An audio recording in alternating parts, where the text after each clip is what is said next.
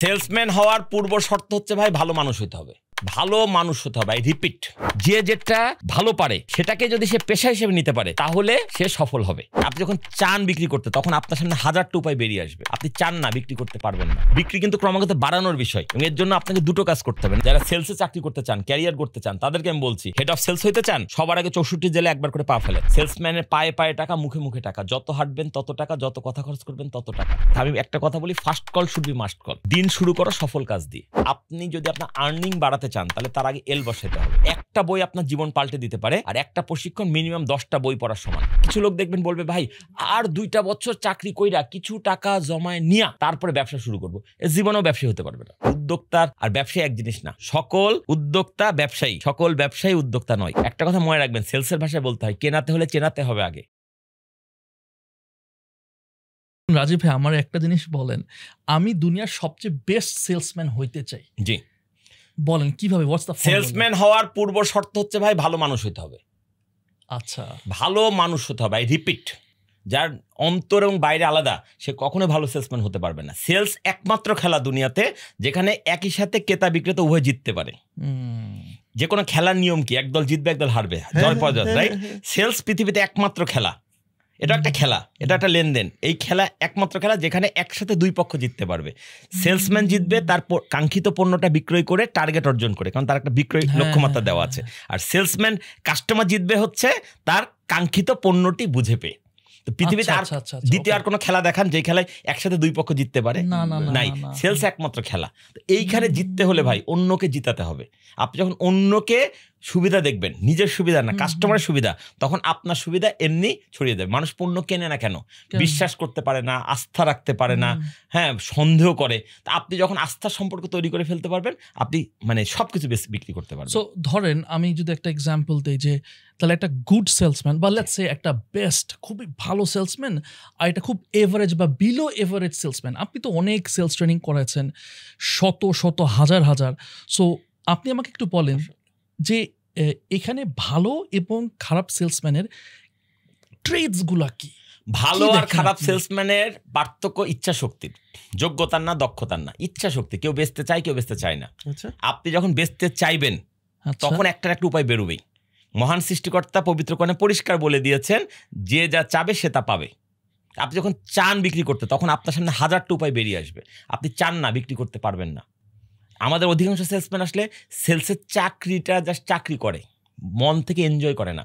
এটা এনজয় করার কাজ। আচ্ছা, সাকিব আল হাসান যখন বল করে, আমি আপনি কেন টিভি করে উঠি? আমি কি খেলছি, আপনি কি খেলছেন? আমরা এমন করে কেন করে উঠছি? কারণ হচ্ছে আমি ওই মুহূর্তে আমি না, আমি সাকিব আল হাসানের মধ্যে ঢুকে গেছি বাই, মানে কি বলবো, আমার অন্তর দিয়ে। এবং আমার মনে হচ্ছে আমি ছক্কা করলাম, বাংলাদেশ ছক্কা করলো, রাইট?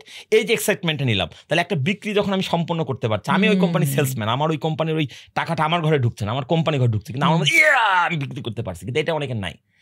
বিক্রি হয়েছে হবে, এই করলে কখন আপনার হবে নাকি? মানে কাজ করি, কাজটাকে ভালোবেসে করি না। এই পৃথিবীর সবচেয়ে নির্মম দিক কি জানেন? এই পৃথিবীর সবচেয়ে নির্মম দিক হচ্ছে অধিকাংশ মানুষ যে কাজটা করে সেই কাজটাকে ভালোবাসে না। এই পৃথিবীর আপনি অধিকাংশ মানুষ বাধ্য একটা জাস্ট জীবিকার জন্য যে কোনো কাজ বেছে নিতে বাধ্য হচ্ছে। তা যেটা আপনি ইচ্ছার বিরুদ্ধে, মনের বিরুদ্ধে, স্রেফ কিছু টাকা ইনকাম করে সংসার চালানোর জন্য করছেন, সেটা আপনাকে কেন ভালো রেজাল্ট দেবে? প্রত্যেকের মানুষের জীবনে 3টা সার্কেল আছে। একটা হচ্ছে যা ভালো পারি, যা হতে চাই, যা করে খাই। 3টা সার্কেলের সমন্বয় একটা মানুষের ফিলোসফি, রাইট? যা ভালো পারি, যা করি, আর যা হতে চাই। মজার ব্যাপার না, দুঃখজনক ব্যাপার হচ্ছে অধিকাংশ মানুষের 3টা বৃত্ত 3 কোণায় ছড়িয়ে আছে। ভালো পারি এইটা, করে খাই ওইটা, হতে চাই এইটা। তারাই পৃথিবীতে সফল মানুষ যারা এই 3টা বৃত্তকে অলমোস্ট একটা কমন করে ফেলেছে। আইয়ুব বাচ্চু কেন এত ভালো গিটার বাজাতে পারতেন? কারণ ওনার গিটার বাজাতে উনি ভালোবাসেন, উনি এটা গিটারিস্ট হতে চাইছেন এবং গিটার বাজিয়ে উনি ওনার জীবিকা নির্বাহ করেছেন। তো ওনার চেয়ে ভালো কি আমি আপনি বাজাতে পারবো নাকি? ব্যাপারটা বুঝতে পারছি। যে যেটা ভালো পারে সেটাকে যদি সে পেশা হিসেবে নিতে পারে তাহলে সে সফল হবে। কিন্তু আমাদের দেশের সমাজ বাস্তবতা এমন, যার কোনো চাকরি হয় না সে আসে সেলসের কাজ করতে, কোথাও পাইতেছে না, এই জন্য আসতেছে। এত শত শত হাজার হাজার ফ্রাস্ট্রেটেড তরুণ যে বিক্রি করে দিচ্ছে, এটাই তো ভাই বাহবা দেওয়া উচিত, ঠিক আছে? কিন্তু মন থেকে আপনি বলেন কোন মানুষটা ছোটবেলায় এম ইন লাইফ বলেছে আমি বড় হয়ে সেলসম্যান হব? আমিও বলি নাই যদি আমি বাংলাদেশে একজন মানে সুপরিচিত বিক্রয় প্রশিক্ষক, কিন্তু আমি ছোটবেলায় ভাবি নাই, সত্যি কথা অনেস্টলি স্পিকিং, কিন্তু আমি যে ছোটবেলাতেই ভাবতাম যে আমি বড় হয়ে একজন সেলসম্যান হব, আমি না ভেবে যদি বেশি বিক্রি করে ফেলতে পারি, আমি ছোটবেলায় যদি ভাবতাম, শয়নে স্বপনে জ্ঞানে যদি আমি ওই জায়গা থেকে শুরু করতাম, তাহলে আজকে আমি কোথায় থাকতাম, আমার সাফল্য আরো কত উপরে চলে যেতে পারতো। আমরা অনেক সময় একটা সামনে যে কাজটা পাই ওটাকে নিজের কাজ বলে বেছে নিই, ব্যাপারটা তা হওয়া উচিত না। ছোট থেকে এম ইন লাইফ ঠিক করে ফেলা উচিত এবং সেই লক্ষ্যের জন্য কাজ করা উচিত। যেটা লক্ষ্যের সাথে মিলবে শুধু সেই কাজ করবেন, যেটা লক্ষ্যের সাথে মিলবে না সেই কাজ থেকে নিজেকে বিরত রাখবেন, তাহলে আপনি কাঙ্ক্ষিত লক্ষ্যে পৌঁছতে পারবেন। এখন এখানে যারা যারা দেখতেছে ভাই, আপনি যেটা বললেন যে আপনি একটাতে যেটা ভালো, একটা হচ্ছে জীবিকা, মানে যে তিনটা আপনি যে পয়েন্টস বললেন খুব সুন্দর। যারা যারা দেখতেছে আমাদের কিন্তু অনেক জায়গা থেকে দেখতেছে, গ্রামগঞ্জ থেকে দেখতেছে, স্টুডেন্টস দেখতেছে, তারা সবাই চাই ভাই এই যে আপনি যেমন আপনার একটা কলিং পাইছেন যে আমি সেলসে এইটা, আমি আমার কলিং পাইছি, তো তার আগে আমিও কিন্তু একটা সময় লস্ট ছিলাম। রাইট, যারা দেখতেছেন তারাও কিন্তু অনেকে লস্ট, ভাই আমি বুঝতেছি না, আমার ক্লিক করতেছেন আমার লাইফে, ঠেকাই পড়ে একটা জীবিকার জন্য কাজ করতেছে ধরেন। এখন তাদের ক্ষেত্রে তাহলে কি করা উচিত বা এই জায়গাটা? তাদের আগে নিজের স্ট্রেংথ কোথায়, নো দাই সেলফ, সক্রেটিসের কথা, নিজেকে জানো। ওকে, আমি বলি যে সাফল্যের 10.5টা ধাপ আছে আমার দৃষ্টিতে। তার প্রথম ধাপটা হচ্ছে নো দাই সেলফ, নিজেকে জানো, ওকে, নিজের সম্পর্কে জানো। ওকে, আমি কোন কাজটা ভালো পারি, নিজেকে সেলফ অ্যানালাইসিস করো, করে তুমি জীবনের লক্ষ্য নির্ধারণ করো। এটা অনেক তরুণ করে না, যেটা সামনে পাই সেটা নিয়ে চলে। আজকাল ভর্তি পরীক্ষা লটারি হয়ে যাচ্ছে, আজকে ভর্তি পরীক্ষা যে যেখানে চান্স পাবো, দেখি কোথায় চান্স পাই, যেটা পাবো সেটাই পড়বো। ব্যাপারটা তো তা হওয়া উচিত না। তুমি কি হতে চাও, সেই লাইনের পড়া কোথায় পড়াচ্ছে তুমি সেখানে যাও। আমরা যদি সত্যি সবাই লাইন বেছে নিতাম তাহলে কিন্তু এই ভর্তি যুদ্ধ বলে কিছু থাকার কথা না। আমি যেটা হতে চাই কিন্তু আমি হচ্ছে একটা, পড়ছে একটা, পরবর্তী হতে চাই আরেকটা, তাহলে তো আমাদের সমস্যা হয়ে যাচ্ছে। আমাদের পড়াশোনা তো ইয়ে ওয়াইজ না, আমার এম ওয়াইজ না, ইন্টারেস্ট ওয়াইজ না। বা কেউ কেউ এটা সমাজবিজ্ঞান পড় তাহলে দ্রুত পাশ করে যাবে, পাশ করে তো লাভ নাই। তুমি কি আসলে সমাজকর্মী হতে চাও? যদি না হতে চাও তাহলে সমাজকর্মী পড়ে কেন তুমি একটা সিট নষ্ট করলা? তার তো নিজেরও সময় নষ্ট করতেছে। আজকাল অনেকে আমার কাছে এরকম আসে, ভাইয়া আমি ফিলোসফিতে মাস্টার্স করেছি, সেলসে চাকরি করতে চাই। তুমি ফিলোসফিতে কেন পড়লা? ভাইয়া তখন বুঝি নাই, যেটা সামনে পাইছি সেটা পড়ছি। তুমি ভুল পথে চলে গেছো। তুমি ঢাকা থেকে যাচ্ছ চিটাগাঙের ট্রেনে উঠেছো, আগে ইয়েতে গিয়ে আখাউড়া গিয়ে ট্রেনটা সিলেটের লাইন ঢুকে গেছে। এখন তুমি যত সামনে যাবা তত তো ভুল পথে যাবা। তোমাকে তখন যদি চিটাগাং পৌঁছতে তাহলে তো পিছিয়ে আসতে হবে। এই জায়গায় অনেকে না আমি তো ভাই করে ফেলছি, এখন কি করব? আচ্ছা, তাহলে মার্কেটিং যারা পড়ছে তাদের চাকরি আগে দেবেন মার্কেটিংয়ে, না যে হচ্ছে দর্শন পড়ে এসছে বা ইসলামিক স্টাডিজ পড়েছে তাকে চাকরি দেবেন আগে? হ্যাঁ, একটা সময় ছিল এই দেশে উচ্চশিক্ষিতের মানে সংখ্যা কম ছিল, তখন দেখা যাচ্ছে যে বাংলায় পড়েও সে একটা কোম্পানি জিএম হয়ে গেছে। এখন ওইটাতে এক্সাম্পল বললে হবে না রে ভাই, অধিক জনসংখ্যার দেশ। এখন তো তোমাকে ছোট থেকে তোমার লাইন্স ঠিক করে ফেলতে হবে। চাকরি করবা না ব্যবসা করব। কিছু লোক 2 নৌকায় পা দেয়, দেখি চাকরি হলে হলো, না হলে ব্যবসা করলে করলাম, না হলে চাকরি। এটা হবে না। আপনি ব্যবসা করব এর জন্য চাকরি করা যেতে পারে, যে আমি আগে 2 বছর চাকরি করে বুঝে নেবো যে কিভাবে ব্যবসা পরিচালনা করতে হয়, পরে গিয়ে আমি ব্যবসা করবো, ঠিক আছে। কিন্তু আমি এটা না পারলে ওইটা হবো, ওইটা না পারলে কিছু লোক দেখবেন বলবে ভাই আর 2টা বছর চাকরি কইরা কিছু টাকা জমায় নিয়া তারপরে ব্যবসা শুরু করবো, জীবনেও ব্যবসা হতে পারবে না। আই রিমেম্বার আপনি যখন কর্পোরেট লাইফ থেকে কর্পোরেট ট্রেনার হলেন, তখন আপনার এই গল্পটা আমি জানি যে আপনার মনে হয় বসকে একটা রুমে নিয়ে আসলেন, 10 বছর আপনার হচ্ছে সেলিব্রেট করলেন যে আমার 10 বছর আমি কর্পোরেট লাইফে, অ্যান্ড দেন আপনি ওখান থেকে এটা কি লাস্ট রবির ঘটনা। আমার যিনি যে বস উনি এখন হচ্ছে মেট লাইফের ডিএমডি তহিদুল আলম ভাই। ঘটনাটা এরকম ছিল যে সেটা হচ্ছে যে আমি লাস্ট চাকরি করলাম সেলস ট্রেনারে রবিতে। আমার কিন্তু অল থ্রু সেলসের ক্যারিয়ার। আমি রেকিট বেনকিজারের টেরিটরি ম্যানেজার, ইউনিলিভারের টেরিটরি ম্যানেজার, বাংলা লিঙ্কের জোনাল ম্যানেজার। একটেলে বা রবিতে যখন জয়েন করলাম তখন আমাকে ওরা দিল সেলস ট্রেনিং ম্যানেজার রোল, এবং এই কাজটা করতে গিয়ে আমার ট্রেনিংয়ের প্রতি ভালোবাসা। তার আগে বিশ্বাস করেন আমিও কখনো ভাবি না যে আমি ট্রেনার হব। আমি চাকরি করছি সেলসম্যানের চাকরি, এবং আমার স্বপ্নে একদিন কোনো একটা বড় কোম্পানির হেড অফ সেলস হবো। এটাই মানুষের ক্যারিয়ার যদি মাইন্ডের যারা, আমার ওই স্বপ্ন নিয়ে আমি এগোচ্ছিলাম। কিন্তু যখন আমাকে ট্রেনারের দায়িত্ব দেওয়া হলো, আসিফ ইকবাল সাহেব যখন আমাকে এই দায়িত্বটা দিলেন, আমি এই কাজটাকে ভালোবেসে ফেললাম। তখন আপনার মনে হচ্ছে আমার মনে হলো যে আমার এই কাজটাকে ধরে রাখতে হবে। আমি তো চাইলে যে কোনো কোম্পানি হেড অফ সেলস হতে পারতামই হয়তোবা, যেহেতু আমার সাথে যারা ছিল ক্যারিয়ার মাইন্ডে তাদের সবাই এখন মিনিমাম সেলস ডিরেক্টর অথবা জিএম সেলস এরকম পজিশন চাকরি করে, ঠিক আছে। তো হয়তো আমিও আল্লাহ চাইলে এটা হতে পারতো, কিন্তু আমার লক্ষ্যটা আমি চেঞ্জ করে ফেললাম যে আমি যদি একটা কোম্পানির হেড অফ সেলস হই, জিএম হই, তাহলে একটা কোম্পানিতে চাকরি করা 500 লোক চিনবে। আর যদি আমি সেলস ট্রেনার হই, মুক্ত বিক্রয় প্রশিক্ষক হই, তাহলে আমাকে 5 লক্ষ লোক চিনবে। লোক চেনা মানে এটা একটা ভালো লাগে আর কি, যে মানুষজন আমাকে চেনে, আমার কাজটাকে মূল্যায়ন করছে। আরেকটা হচ্ছে যে বাংলাদেশে মার্কেটিংয়ের প্রাতিষ্ঠানিক শিক্ষা আছে, সেলসের আলাদা করে কোনো কোর্স তাই, কিন্তু সেলস কিন্তু মার্কেটিংয়ের উল্লেখযোগ্য অংশ। যারা মার্কেটিংয়ে পড়ে তাদের 99% বাকি জীবন কিন্তু মার্কেটিংয়ে জব করে না, তারা কাজ করে হচ্ছে কোর সেলসে। কিন্তু এই কোর সেলসকে ফোকাস করে কোনো বিশ্ববিদ্যালয়ে কোনো কোর্স নাই, কোনো উচ্চশিক্ষার কোনো সুযোগ নাই। তাহলে এদের জ্ঞান কোত্থেকে আসবে? প্র্যাকটিক্যাল জ্ঞান দরকার। তো আমি তখন এই জায়গায় একটা ব্রিজ তৈরি করলাম যে যারা হচ্ছে প্রাতিষ্ঠানিক শিক্ষা মার্কেটিংয়ে নেবে তাদের ওই বিদ্যা লাগবে, আমি ওটাকে অস্বীকার করছি না, কিন্তু ওই বিদ্যাকে ব্যবহার করে সে পেশাগত জীবনে টিকতে পারবে না, তাকে কিছু প্র্যাকটিক্যাল জ্ঞান দিতে হবে। যেমন সেলস মার্কেটিংয়ের লোকজন যারা ফিল্ডে কাজ করে, সেলসের লোক, তাদের জীবনের একটা বড় অংশ যায় ক্রেডিট রিয়েলাইজেশন নিয়ে, মানে বকেয়া আদায় করা নিয়ে, যেটাকে ক্রেডিট ম্যানেজমেন্ট কেউ বলে, ক্রেডিট ডিসিপ্লিন কেউ বলে। কিন্তু বাংলাদেশের কোনো মার্কেটিংয়ের কোর্সে এই ক্রেডিট ডিসিপ্লিনে একটা লাইন নাই। হঠাৎ এইটা নিয়ে মার্কেটিংয়ের লোকজনের দিনের পর দিন, মাসের পর মাস, বছর পর বছর যাচ্ছে। পারফরমেন্স ভালো হলেও ক্রেডিট ম্যানেজমেন্ট করতে পারলে হচ্ছে, পারফরমেন্স খারাপ করলেও ক্রেডিট ম্যানেজমেন্ট হতো। বিক্রি ততক্ষণ পর্যন্ত বিক্রি নয় যতক্ষণ পর্যন্ত বিক্রয়কৃত পণ্যের টাকা আদায় না হয়েছে। কিন্তু আমরা আজকাল বিক্রি টাকা আদায় ছাড়াও মানুষ বলে ফেলছে বিক্রি করে ফেলছে। এই যে ভুল কনসেপ্টগুলো, এগুলো যদি দূর না করা যায় তাহলে বিক্রয় পেশা কখনো শক্ত ভিত্তির উপরে দাঁড়াতে পারবে না।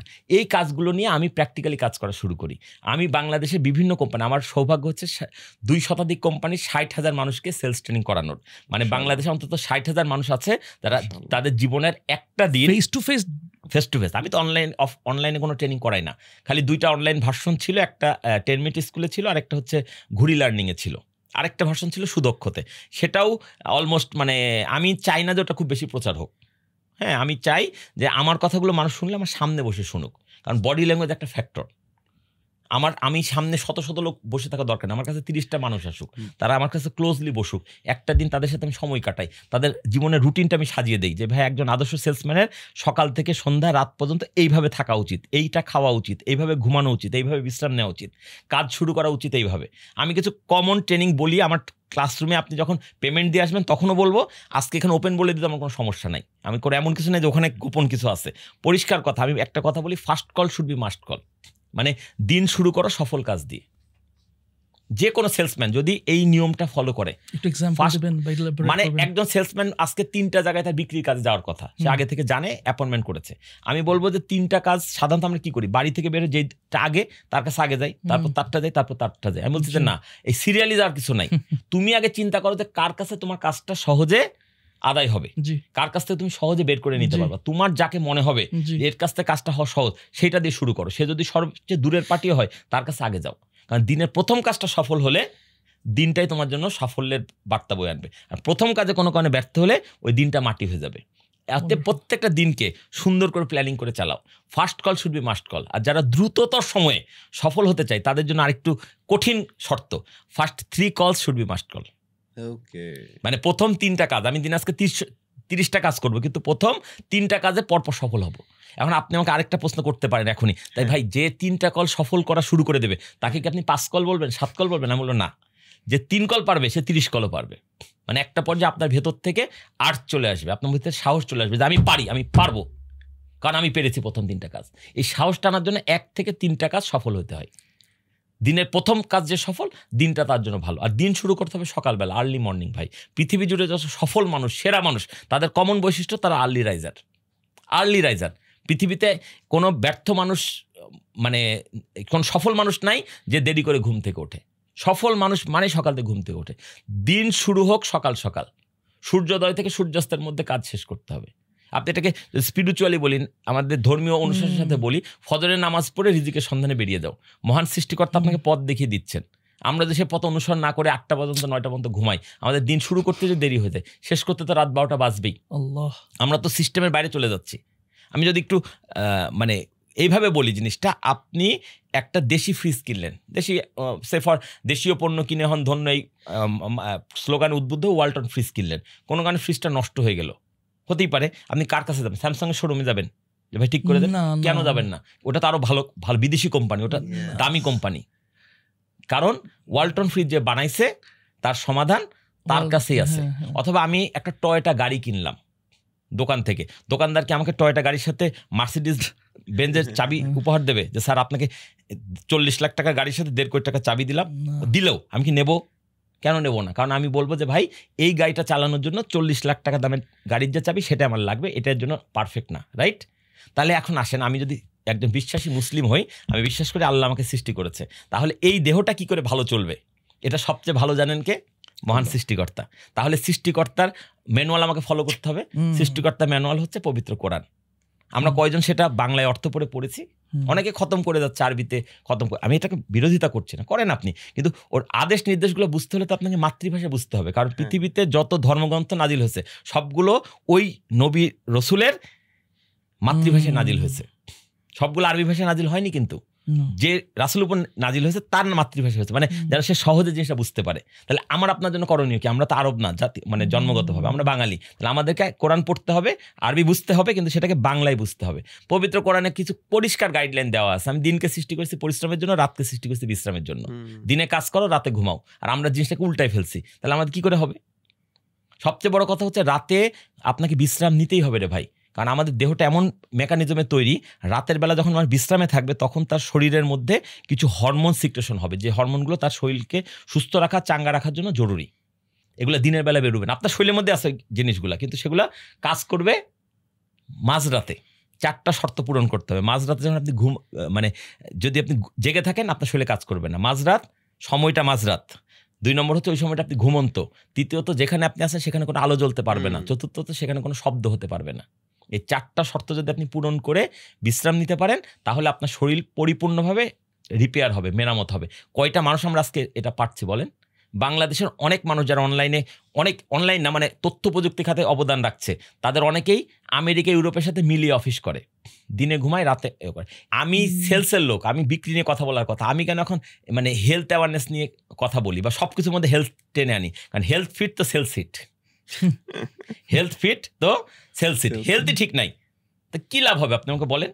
আপনি বিদেশ থেকে অনেক বড় ডিগ্রি নিয়ে আসলেন, আপনি অক্সফোর্ডে পড়াশোনা করলেন, আপনি হার্ভার্ডে পড়াশোনা করে আসলেন, সেলস মার্কেটিংয়ের একটা নারী নক্ষত্র জানেন, বিশ্বের সেরা সেরা টিচার আপনাকে ট্রেনিং করিয়েছে, আপনাকে প্রশিক্ষণ দিয়েছে, আপনি অনেক জ্ঞান নিয়ে চলে আসলেন। আসার পর এমন রোগ হলো আপনি হাঁটতেই পারেন না, ওই বিদ্যা আপনি কীভাবে কাজে লাগাবেন?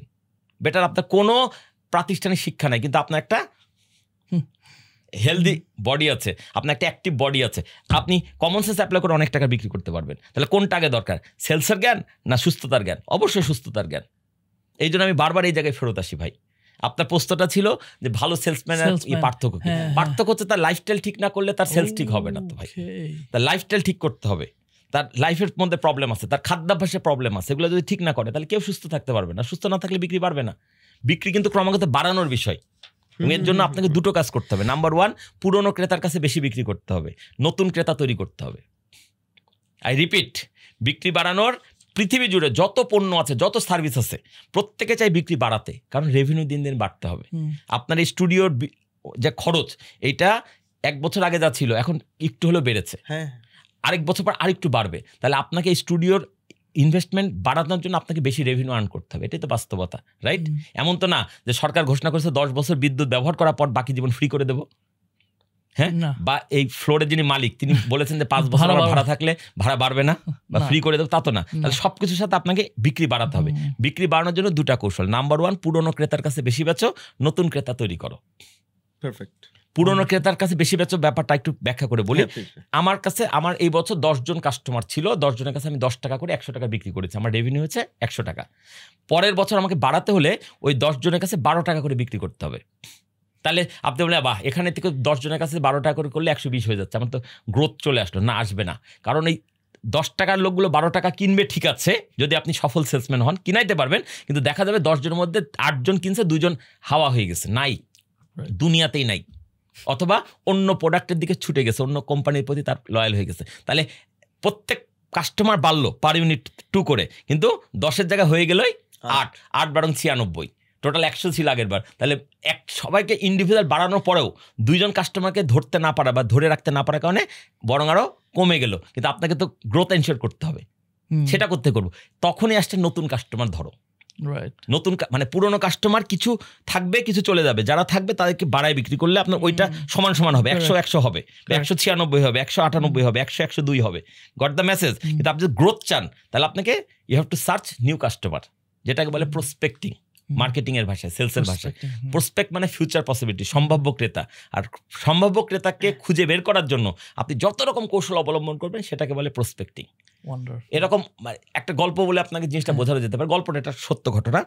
একটা ছেলে একটা মহলে দুধ বিক্রি করতো, গোয়ালা, মানে তার বাড়িতে গরু ছিল, গরুর দুধ সে বিক্রি করতো। এখন তার তো রেগুলার কাস্টমার দরকার, অনেক সময় অনেক কাস্টমার ছুটে যেতে পারে, নতুন কাস্টমার দরকার, দুধটা সে সংরক্ষণ করতে পারছে না, তাকে ডেলি বেচে ফেলতে হবে। সে যে কাজটা করতো, প্রতিদিন দুধ বিক্রি করার পর যদি কোনোদিন কিছু দুধ অবশিষ্ট থাকতো, মানে বিক্রি করতে পারে নাই, তাহলে পার্শ্ববর্তী যে হাসপাতাল, ক্লিনিক আছে, নার্সদের কাছে দেখা করতো। হাসপাতালের নার্সদের কাছে গিয়ে বলতো, আপা ওই যে খামারটা দেখছেন আপনারা জানলা দিয়ে দেখতে পারেন, আমি ওই খামারের মালিক, আমার আজকে গরুর একটু বেশি দুধ হয়েছে, বিক্রিও হয় নাই, এটা আপনাদেরকে আমি খাওয়াইতে আসলাম। নার্সদেরকে মানে মহব্বত দেখিয়ে খাবার, প্রতিবেশীর হক বলে কথা, তাদেরকে খাবার খাওয়ায়, দুধ খাওয়ায়। আর নার্সরা ফ্রি দুধ খেয়ে তারা খুশি হয়ে গেছে। কিছুদিন পরে দুধওয়ালা বলতেছে যে আপা আমাকে একটু হেল্প করা যায়। কি হেল্প বলেন? যেহেতু সে পেটের মধ্যে ঢুকছে, সবচেয়ে বড় ঘুষ হচ্ছে খাবার। যার পেটের মধ্যে আপনি ঢুকতে পারবেন, তার মনের মধ্যে ঢুকতে পারবেন, ঠিক আছে? আর নার্সরা মোটামুটি তার ভক্ত হয়ে গেছে, ফ্যান হয়ে গেছে, ফ্রি দুধ খাওয়ায়, কোনো পয়সা নেয় না, ভালো জিনিস খাওয়ায়। তো তখন বলছে আপা একটা কাজ, সেটা হচ্ছে আপনাদের হাসপাতালে তো প্রচুর মানে বাচ্চারা, নবজাতক বাচ্চা ডেলিভারি হয়। হ্যাঁ হয়, প্রতিদিনই 2-4টা বাচ্চা ডেলিভারি হচ্ছে। আপা ওই বাচ্চার বাবাদের ঠিকানাও আপনাদের রেজিস্টার্ড খাতা? হ্যাঁ সেটা তো থাকবেই, নাহলে রুগী ভর্তির সময় তো থাকে। ওই নাম এবং নাম্বারগুলো আমাকে দিবেন। এবার ওই নাম্বারগুলো নেয়, প্রতিদিন নার্সরাকে সাপ্লাই দেয় যে আজকে 3টা বাচ্চা, এই হচ্ছে বাচ্চার বাপের ঠিকানা। বাচ্চা যখন এসছে, ওই বাসার জন্য সেটা ফুলের তোড়া বানিয়ে ওই বাচ্চার বাসার সামনে গিয়ে ফুলের তোড়াটা রেখে আসে, সাথে একটা কাগজ, তোমার ঘরে এসছে চাঁদের আলো, আমার লাগছে ভালো, আমি মোহাম্মদ কেরামতুল্লাহ, দুধ বিক্রেতা, মোবাইল নাম্বার 01... ওই বাবা যখন ঘর থেকে বের হয় দেখে ফুলের তোড়া। দেখেন আমারই তো মনে হচ্ছে যে ওর কাছ থেকে কিনি, ওর কাছ থেকে আপনার কি মনে হবে এই বাচ্চা যতদিন দুধ খাবে, এই লোকের দেওয়া দুধই খাবে। এরকম তো পানি বেশি মিশালেও খাবে, ভেজাল দিলেও খাবে, টাকা বেশি রাখলেও খাবে, কারণ ইমোশনাল ইন্টারেস্ট করে ফেলছে। কারণ ওই লোকের দুধ কি কোনো অবিকৃত থাকবে? That is call prospecting. সে কিন্তু যাকে তাকে দুধ খাওয়াচ্ছে না, আপনাকে খাওয়াচ্ছে না, আমাকে খাওয়াচ্ছে না, এমন জায়গায় খাওয়াচ্ছে যেখান থেকে খাওয়াইলে তার সম্ভাব্য ক্রেতা পাবে। এটা তো বানানো গল্প না? এই গল্পটা আমি শুনেছিলাম আমারও যে শিক্ষক, বাংলাদেশের একজন সিনিয়র সেলস ট্রেনার আকবর স্যারের কাছ থেকে। এখন এটা কত সালে কোথায় ঘটেছে তা না, বাট ব্যাপারটা এরকম টাইপেরই। গল্পটা গল্প বললে গল্প, সত্য হলে সত্য, এইটা নিয়ে গবেষণা করা কিছু নাই, পয়েন্টটা গুরুত্বপূর্ণ, ঠিক আছে? অনেকে সন তারিখকে খুব পারফেকশনিস্ট।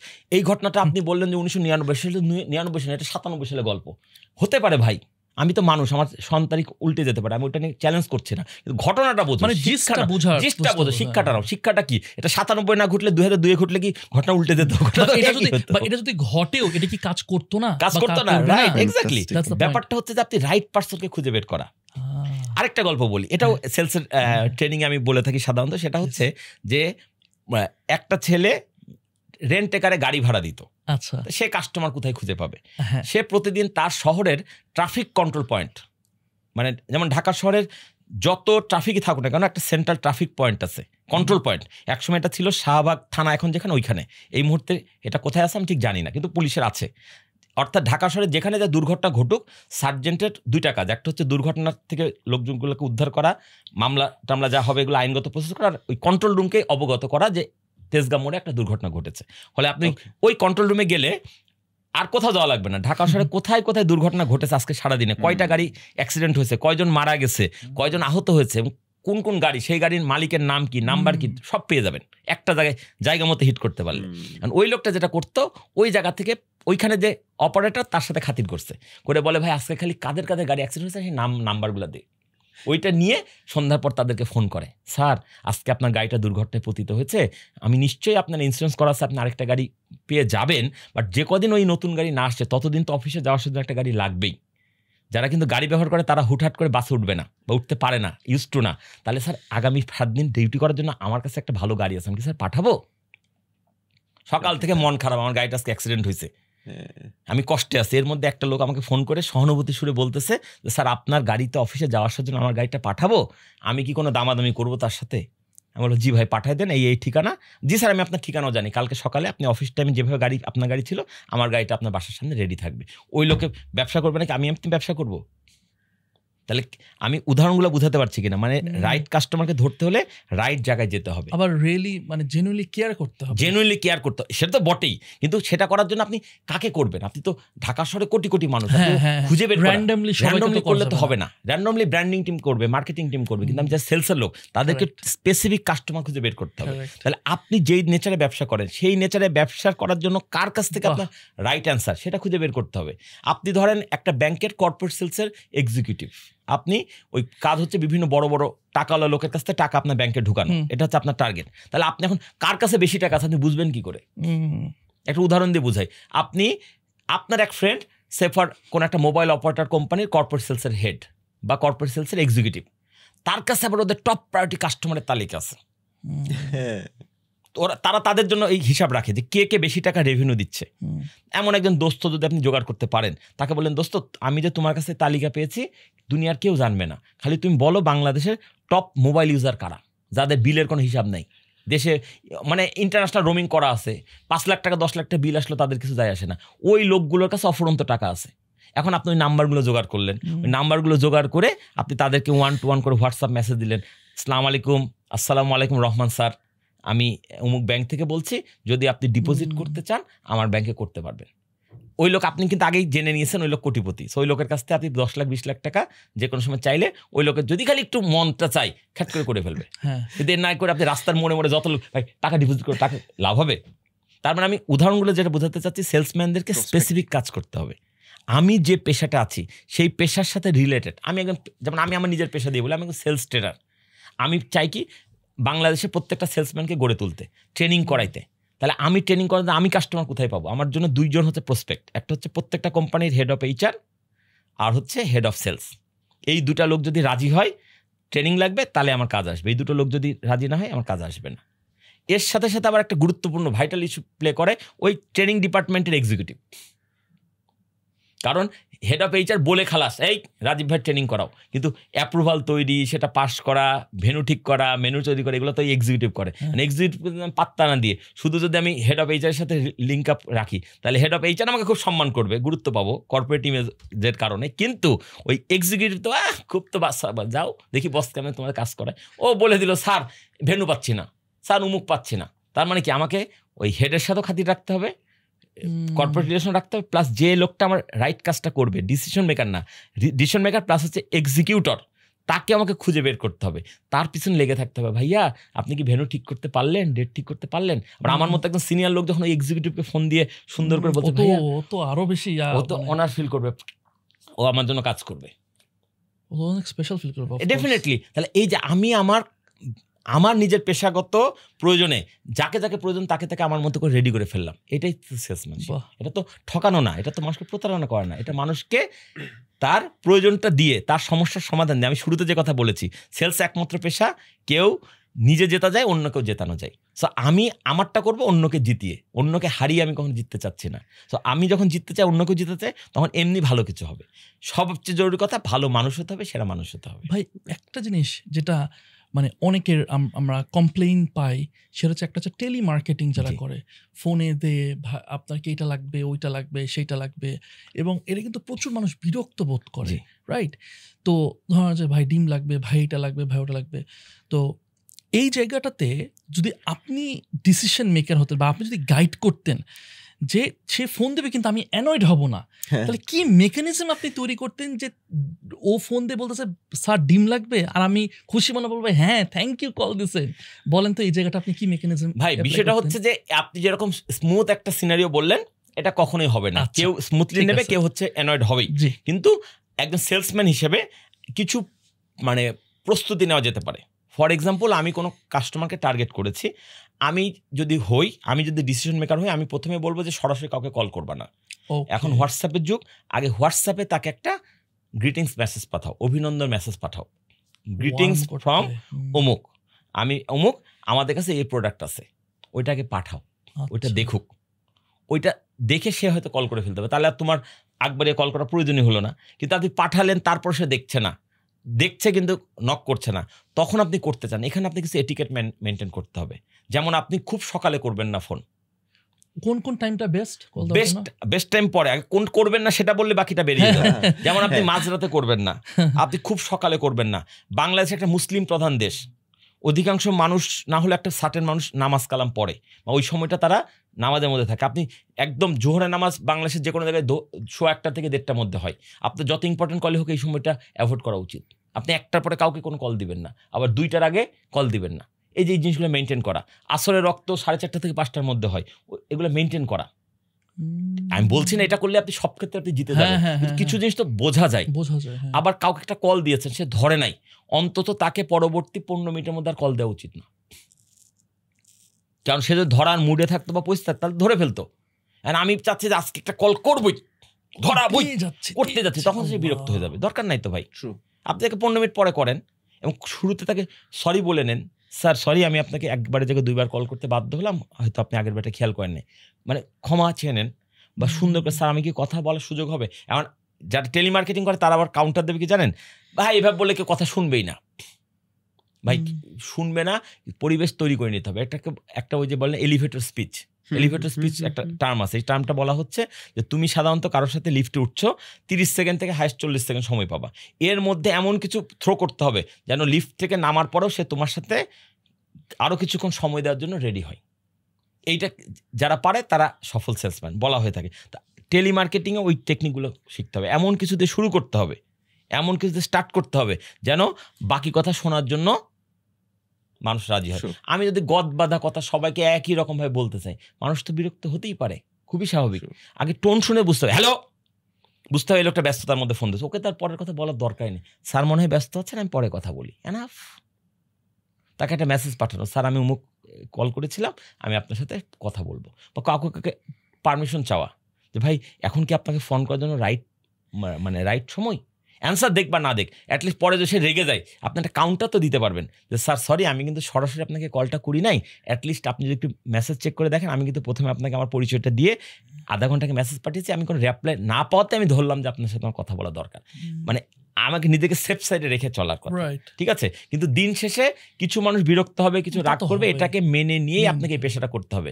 একটা কথা মনে রাখবেন, সেলসের ভাষায় বলতে হয় কেনাতে হলে চেনাতে হবে আগে। মানুষ তারটাই কেনে যারটা চেনে, যেটা চেনেই না সেটা কিনবে কি করে।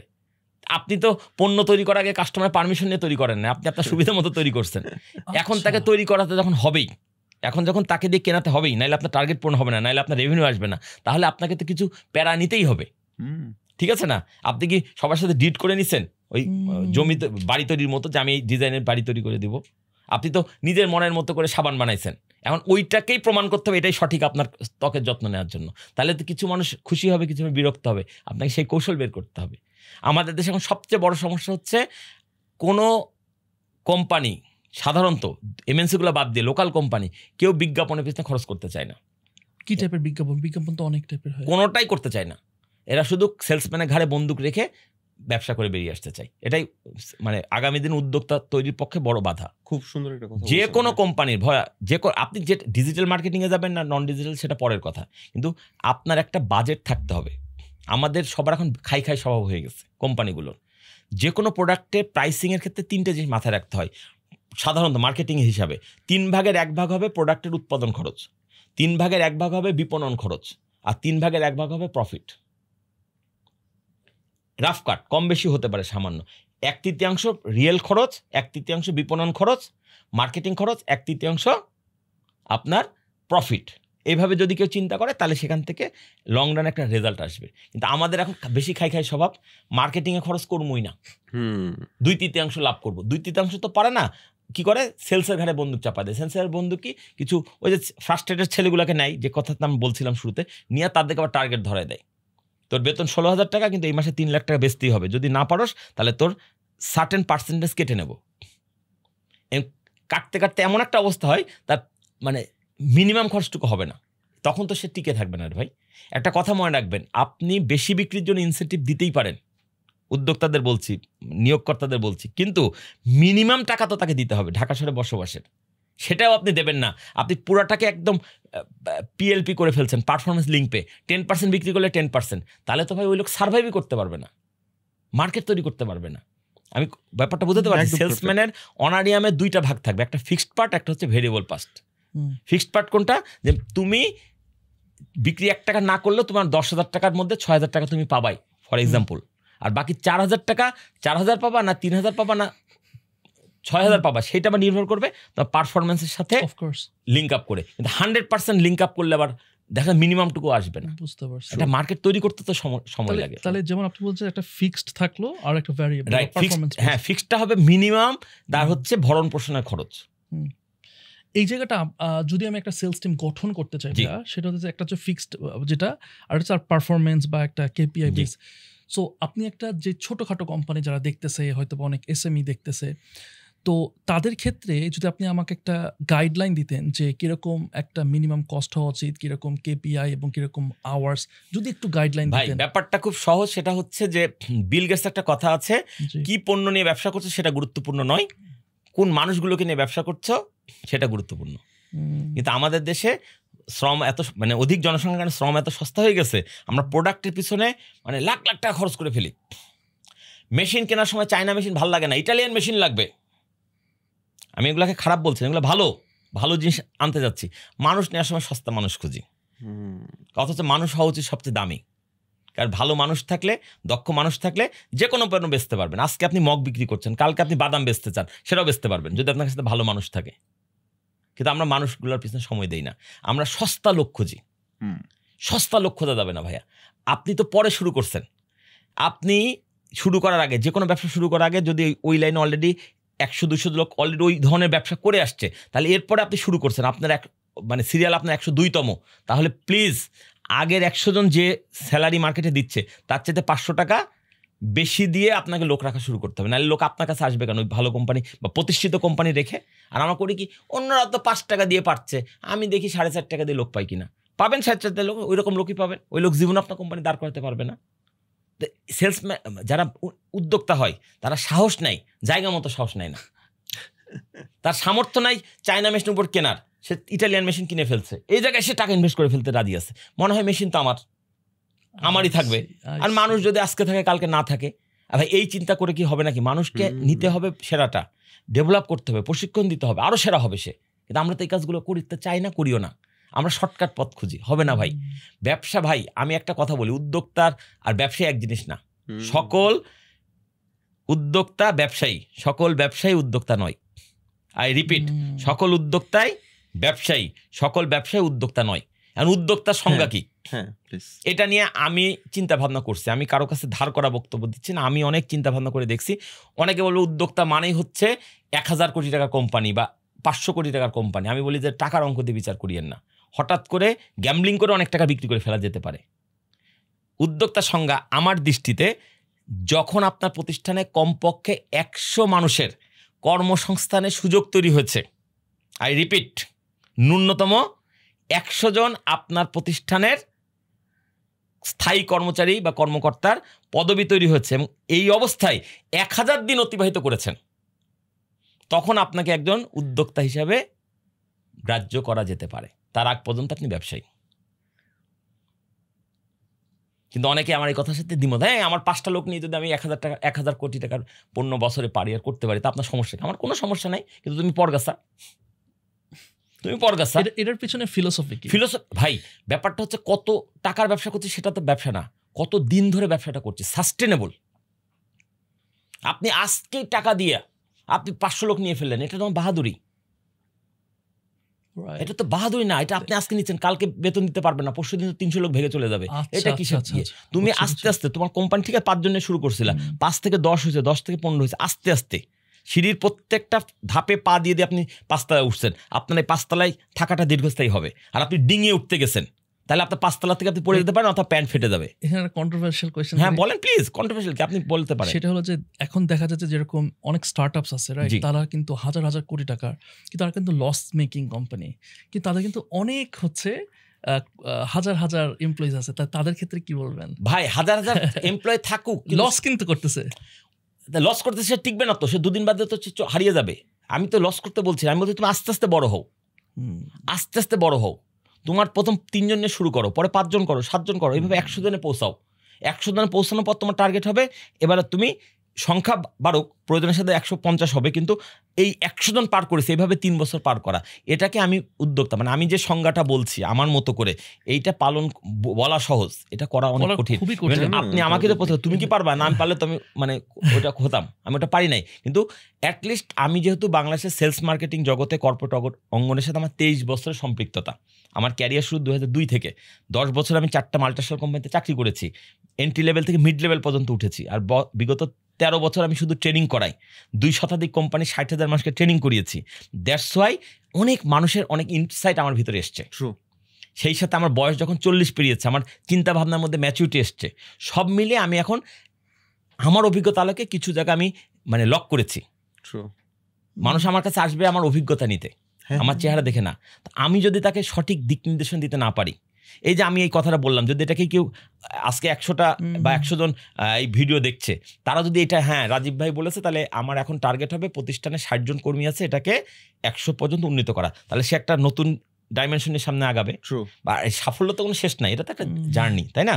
এবং তারপরে কি বলছে রাজীব ভাই, যে 100 জন বানানোই তোমার সফলতা না, এরপর 1000 দিন, দ্যাট মিনস প্লাস মাইনাস 3 বছর তোমাকে ওই অবস্থায় সাস্টেবল, আরও বাড়ুক, কমা যাবে না। এই পর্যায়ে যেতে গেলে একটা চ্যালেঞ্জ, এবং এই চ্যালেঞ্জের মাধ্যমে ওই উদ্যোক্তা যে একটা পর্যায়ে পৌঁছাবে, যদি নাও থাকে ওই প্রতিষ্ঠান হুট করে ধসে যাবে না। কিন্তু যে প্রতিষ্ঠান হুট করে 300 লোক নিয়ে ফেললো, কাল আছে পরশু দিন নাই, সেই কোম্পানি হোঁচট খাবে, ধাক্কা খাবে। এই জিনিসগুলো আমাদেরকে বুঝতে হবে। আমাদের রাতারাতি বড় লোক হওয়া কোনো উদ্যোক্তার লক্ষ্য হতে পারে না, দীর্ঘদিন ব্যবসা করা উদ্যোক্তার লক্ষ্য হওয়া উচিত। এই জায়গাতে আমরা ভুল করছি। আমি কত মানুষের ভরণ পোষণের দায়িত্ব নিতে পারছি পরোক্ষভাবে, রিজিকের মালিক আল্লাহ তাআলা, কিন্তু আমার মাধ্যমে তার রিজিকের ফয়সালা হচ্ছে, এইটা কিন্তু সংসৃষ্টিকর্তা খুশি হন। আপনি সৃষ্টিকর্তার দায়িত্ব পালন করছেন দুনিয়ার বুকে, যে সৃষ্টিকর্তা তাকে খাবার দেবেই, কারণ পবিত্র কোরআনে একাধিক জায়গায় বলা হয়েছে আমি পৃথিবীর প্রত্যেক প্রাণীকুলের রিজিকের দায়িত্ব নিয়েছি, অর্থাৎ ওর খাবারও খাবে, ওর মানে রিজিকেও খাচ্ছে, আপনি খাচ্ছেন না, কিন্তু সে আপনার প্রতিষ্ঠানে কাজ করে, ফলে আপনার প্রতিষ্ঠানতে বেতন নিচ্ছে, সেই টাকা দিয়ে চাল ডাল কিনে খাচ্ছে। অতএব এখানে ডেফিনেটলি সৃষ্টিকর্তার হয়ে পৃথিবীর বুকে আপনি দায়িত্ব পালন করছেন, সে তার ভরণ পোষণ হচ্ছে, আপনি পাচ্ছেন হচ্ছে তার বিশেষ কি বলবো বরকত, সৃষ্টিকর্তার মাধ্যম হচ্ছে না আপনি। মানে এটাকে আমরা বলি না যে আমরা তো সৃষ্টিকর্তার খলিফা হিসেবে, এক্স্যাক্টলি খলিফার প্রতিনিধি হিসেবে, তার রিপ্রেজেন্টেটিভ হয়ে আমরা এই কাজটা করতে পারি। এটা জানেন, এটা অন্য প্রসঙ্গ চলে যাবে, আপনারা জানেন কিনা এটা, আমি কিন্তু ওই যে একসময় জি বাংলা একটা জনপ্রিয় সিরিজ মানে অনুষ্ঠান ছিল মিরাক্কেল, তার কিন্তু বাংলাদেশে পার্টিসিপেট করা, মিরাক্কেল সিজন 8-এ 2014 সালে আমি ওখানে পার্টিসিপেন্ট। ওই বছর বাংলাদেশ থেকে 3,500 লোক অডিশন দিয়েছিল, তার মধ্যে আমিও একজন। মানে এটা বললে এবার লোকে বলে যে হচ্ছে তাহলে ভাই একটা কৌতুক বলা শুরু করেন। আমি কৌতুক শিল্পী না, আমি জাস্ট ওখানে অডিশন দিয়েছিলাম, তারা আমাকে সিলেক্ট করেছিল, আমি ওখানে মিরাক্কেল স্টেজে পারফর্ম করেছি। ঠিক আছে, আছে ভিডিওটা আছে, হ্যাঁ আছে, আপনি যদি ওটা খুব ভালো কিছু হয় নাই, ঠিক আছে পাওয়া যাবে, ওইটা জরুরি না। আমি যেটা বলার চেষ্টা করছি যে ওরা আমাদেরকে যখন সিলেক্ট করলো ফাইনালি, আমাকে কলকাতা থেকে ফোন করে বললো যে তুমি সিলেক্টেড হয়েছো, তুমি চলে আসো আগামী মানে আমাদের ক্যাম্পে এসে উঠবা, তুমি তোমার সেরা 500টা যোগ তুমি বানিয়ে নিয়ে আসো, তুমি যেগুলো বলতে চাও। আমি তো খেটে খুঁটে কি বলবো না বলবো, আনকমন কি খুঁজে বাইর করা 500 না, এরকম 1-1.5 নিয়ে গেলাম। যাওয়ার পরে ওদের যে মেন্টর যারা থাকে তারা আমার প্রত্যেকটা 1-to-1 সময় দিল, আমাকে সময় দিল একজন মেন্টর অর্ণব, ঠিক আছে, সময় দিয়ে বলছে বলো, আমি যাই বলি বাদ, যাই বলি বাদ। এইভাবে আমি 500 যোগ, 500 না 1000-এর উপর নিয়ে গেছি। সব মিলে টিকলো 3টা, একটা এপিসোড করতে 10টা যোগ বলা লাগে। আমার সম্পদ ছিল 1000-1200, হয়ে গেল 3টা, বাকিগুলো সব বাদ। আমি বললাম দাদা আমি এপিসোড করবো কি দিয়ে? কয় তোমার মাথা খালি করে দিলাম, এবার নতুন করে ভাবো। ভাই আপনার ক্ষুধা পেট থাকলে তো নতুন খাবার ঢুকতে পারবে, পেট যদি ভরা থাকে তাহলে আপনি নতুন খাবার খাইতে পারবেন। মানে আমি এটা উদাহরণটা এরকম যে আপনি আগের জিনিস মাথা থেকে ঝেড়ে ফেললেই তখন আপনার সেই খালি জায়গায় নতুন কিছু ক্রিয়েট হবে। এবং একটা এই প্রসঙ্গে আরেকটা মজার তথ্য বলতে পারি, সেটা হচ্ছে পৃথিবীর যত ভালো আবিষ্কার এগুলো তখনই হয়েছে যখন ওই বিজ্ঞানী খালি পেটে ছিলেন। হ্যাঁ, আপনি মিলাই দেখতে পারেন পৃথিবীর যত আবিষ্কার যেগুলো পৃথিবীকে সামনের দিকে এগিয়ে নিয়ে গেছে, বিজ্ঞানের যত আবিষ্কার, এই আবিষ্কার কোনো কোনো বিজ্ঞানী করছে না এটা অমুক আবিষ্কার করেন তুমি করে, ওই আবিষ্কারের চূড়ান্ত মুহূর্তে ওই লোকটা পেটে খাবার ছিল না। বলে এটা আবার কি ধরেন, আপনি কিসের ভিত্তিতে বলছেন, কে প্রমাণ করছে? প্রমাণটা হচ্ছে যে গবেষকরা যখন কোনো গবেষণা করে এক পর্যায়ে তার ধ্যান জ্ঞান হয়ে এটা ঠিক করবই, ওই যে টমাস আলভা এডিসনের একটা কথা আছে, 10,000 বার চেষ্টার পর উনি বিদ্যুৎ জ্বালাতে সক্ষম হয়েছেন। 10,000 বার কি উনি মানে 10,000 দিনে আলাদা করে করছেন? টানা করতে আছে, 2 দিন ধরে খানা খাওয়া নাই, খালি দেখছে বিদ্যুৎ জ্বলে কিনা, দেখছে বিদ্যুৎ জ্বলে কিনা। তাহলে প্রথমবারে তো হয়নি, 10,000 বার হইতে হইতে তাকে মানে পেটে যা খাবার ছিল সব হজম টজম হইয়া খালি হয়ে, পেট এখন খালি, কোষগুলো সব খাবারের জন্য মুখিয়ে আছে তাড়াতাড়ি। তখন কোষগুলো চিন্তা করছে যে এই লোকের তো তাড়াতাড়ি মানে এই লাইট না জ্বলা পর্যন্ত এই লোক খাবে না, তখন তার লাইট তাড়াতাড়ি জ্বলাই দিচ্ছে, তার ব্রেনই কাজ করছে। তারপর সে গিয়ে উঠে এবার খাবার ধরেন আর কি, বোঝানোর জন্য বলছি, এটাই ঘটছে তা না। মূল ব্যাপারটা বুঝতে পারছে, পৃথিবীর সব আবিষ্কার যখন হয়েছে তখন মানুষ, ওই বিজ্ঞানী বা ওই গবেষক খালি পেটে ছিল। মানে আপনি যেটা বলতে যাচ্ছেন ভাইয়া, সেটা হচ্ছে মানে ডু অর ডাই সিচুয়েশন হলেই আসলে সেরা কিছু মানুষ কিছু ভালো কিছু করতে পারে। আমি গেছি মিরাক্কেলে পারফর্ম করতে, 1200 জোকস নিয়ে, কাইটটা রাখছে 3টা, আমার একটা মিনিমাম এপিসোড করতে লাগবে 10টা জোক। তখন আমার মানে কি অবস্থা, এবং তখন সত্যি আমার কাছে এমন কিছু জিনিস মাথার মধ্যে এসছে যেটা ওই 1200 জোক থাকা অবস্থা আসে নাই। না, আমি তো 1200 আমার কাছে আসছে, কয়টা লাগবে, আমি যাই নিচে, তো 1/3 তো কাজে লাগবে না। কিন্তু যখন আমার খালি করে সাইডে দিছে, তখন আমার মধ্যে থেকে সেরা কিছু বেরিয়ে চলে এসছে। এটা হচ্ছে মানুষকে যদি আপনি আনতে চান তার কাছে ভালো কিছু, তাহলে তার ভিতরটাকে খালি করে নিতে হবে। তার মানে বা একটু মানে আমরা কি ভালো পারফর্ম করি যখন আমরা একটু প্রেশারাইজের মধ্যে, প্রেশারের মধ্যে, এক্স্যাক্টলি, মানে ইয়ের সময় কি বল, চ্যালেঞ্জিং মুহূর্তে মানুষের সেরাটা বেরিয়ে আসে। মানুষ রিল্যাক্স মুডে ভালোটা আসে, রিল্যাক্সের প্রয়োজন আছে, কিন্তু রিল্যাক্স মুডে সেরাটা আসবে না। ভাইয়া একটা জিনিস একটু যাই, এই সেলসম্যানশিপ যেটা, এটা ভাইয়া আপনি তো একদম সেলসম্যানদের অথবা আপনি বলছেন বিক্রয় শিল্পীদের, তাদের পেশাগত উন্নয়নে আপনি কাজ করে যাচ্ছেন। এখন ভাইয়া এইটা কি তাহলে শুধুমাত্র সেলসম্যানদের জন্যই? এই সেলসম্যানশিপটা আসলে সেলসম্যান কিন্তু আমরা সবাই সেলসম্যান, মানে ওই এন্ট্রি লেভেলে যারা কাজ করে তারা নয়, একজন হেড অফ সেলসও সেলসম্যান। আরে ভাই, সেলসে শুধু যারা চাকরি করে, বেচা বিক্রি করে, তারা সেলসম্যান। প্রত্যেক কৃষক কি সেলসম্যান না? তার উৎপাদিত ধান সে বিক্রি করছে না? তাঁতি কি সেলসম্যান না? তার উৎপাদিত কাপড় কি সে বিক্রি করছে না? আমরা প্রত্যেকে সেলসম্যান বাই ডিফল্ট, জন্মগতভাবে। এবং মা না কাঁদলে, শিশু না কাঁদলে মাও দুধ দেয় না।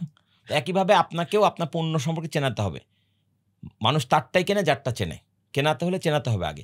সেলসম্যান সবাই, সবারই স্ব অবস্থান থেকে ট্রেনিংয়ের প্রয়োজন আছে, জানার প্রয়োজন আছে। আমার একটা কথা এরকম, সেটা হচ্ছে আপনি যদি আপনার আর্নিং বাড়াতে চান তাহলে তার আগে এল বসাতে হবে। লার্নিং আপনাকে আর্নিং বাড়াতে হলে তার আগে এল বসাতে হবে। পৃথিবীতে অনেক পণ্য আছে, অনেক সেবা আছে না? বেচা বিক্রি কিন্তু আমরা প্রোডাক্ট নিয়ে করি বা সার্ভিস নিয়ে করি। আচ্ছা বলেন তো, পৃথিবীর সবচেয়ে মানে বেশি দামে বিক্রি হয় কোন পণ্য? পৃথিবীর সবচেয়ে দামি কোন পণ্য? আমি এবার উল্টা আপনাদের প্রশ্ন করি, যদি আপনারা হোস্ট, আমি গেস্ট। ঠিক আছে, বাড়ি বা গাড়ি, উমুক বা বিমান বা উমুক তুমুক, পৃথিবীর সবচেয়ে দামি পণ্য মানুষ। এর চাইতে কিছু দামি নাই। আবার পৃথিবীর সবচেয়ে সস্তা পণ্য কি? মানুষ। আমি আপনি যখন এই স্টুডিওতে এসেছি, রাস্তার পাশে কত মানুষ শুয়ে আছে, আমরা কি ঘুরে তাকিয়ে দেখেছি? কিন্তু সে কিন্তু আমার আপনার মধ্যে মানুষ। তাহলে পৃথিবীর অনেক পণ্য সেবা আছে, পৃথিবীর সবচেয়ে দামি পণ্য মানুষ, সবচেয়ে সস্তা পণ্য মানুষ। দেখেন, চিন্তা করে দেখেন, মানে সব পণ্য এই দুটার মধ্যে আটকে গেছে। এখন আপনি বলেন যে আপনি সস্তা মানুষ না দামি মানুষ, কোনটা হতে চান? সবাই দামি মানুষ হতে চায়। শুধুমাত্র প্রশিক্ষণ গ্রহণের মাধ্যমে সস্তা মানুষকে দামি মানুষে পরিণত করা সম্ভব। প্রশিক্ষণ ছাড়া কোনো মানুষ সস্তা থেকে দামি হতে পারবে না। যে দামি মানুষ হয়েছে পৃথিবীর বুকে, যার বক্তব্য শুনতে গেলে মানে হাজার হাজার ডলার ব্যয় করতে হয়, তার আর আমার হাতের পার্থক্য, চোখের পার্থক্য, নাকের পার্থক্য, মুখের পার্থক্য, জ্ঞানের পার্থক্য। জ্ঞানটা আসছে কোত্থেকে? প্রশিক্ষণ থেকে, রাইট না? সো আমাকে সবসময় দামি মানুষ হতে চাইলে পৃথিবীর মানে কমার্শিয়াল দুনিয়ায়, বাণিজ্যিক দুনিয়ায় নিজেকে টিকিয়ে রাখতে হলে অলওয়েজ লার্নিং মুডে থাকতে হবে। 4 ভাবে আপনি জ্ঞান আহরণ করতে পারেন। নাম্বার 1, বই পড়া। পড়তে আপনাকে হবে, হয় বই নয়তো পিছিয়ে।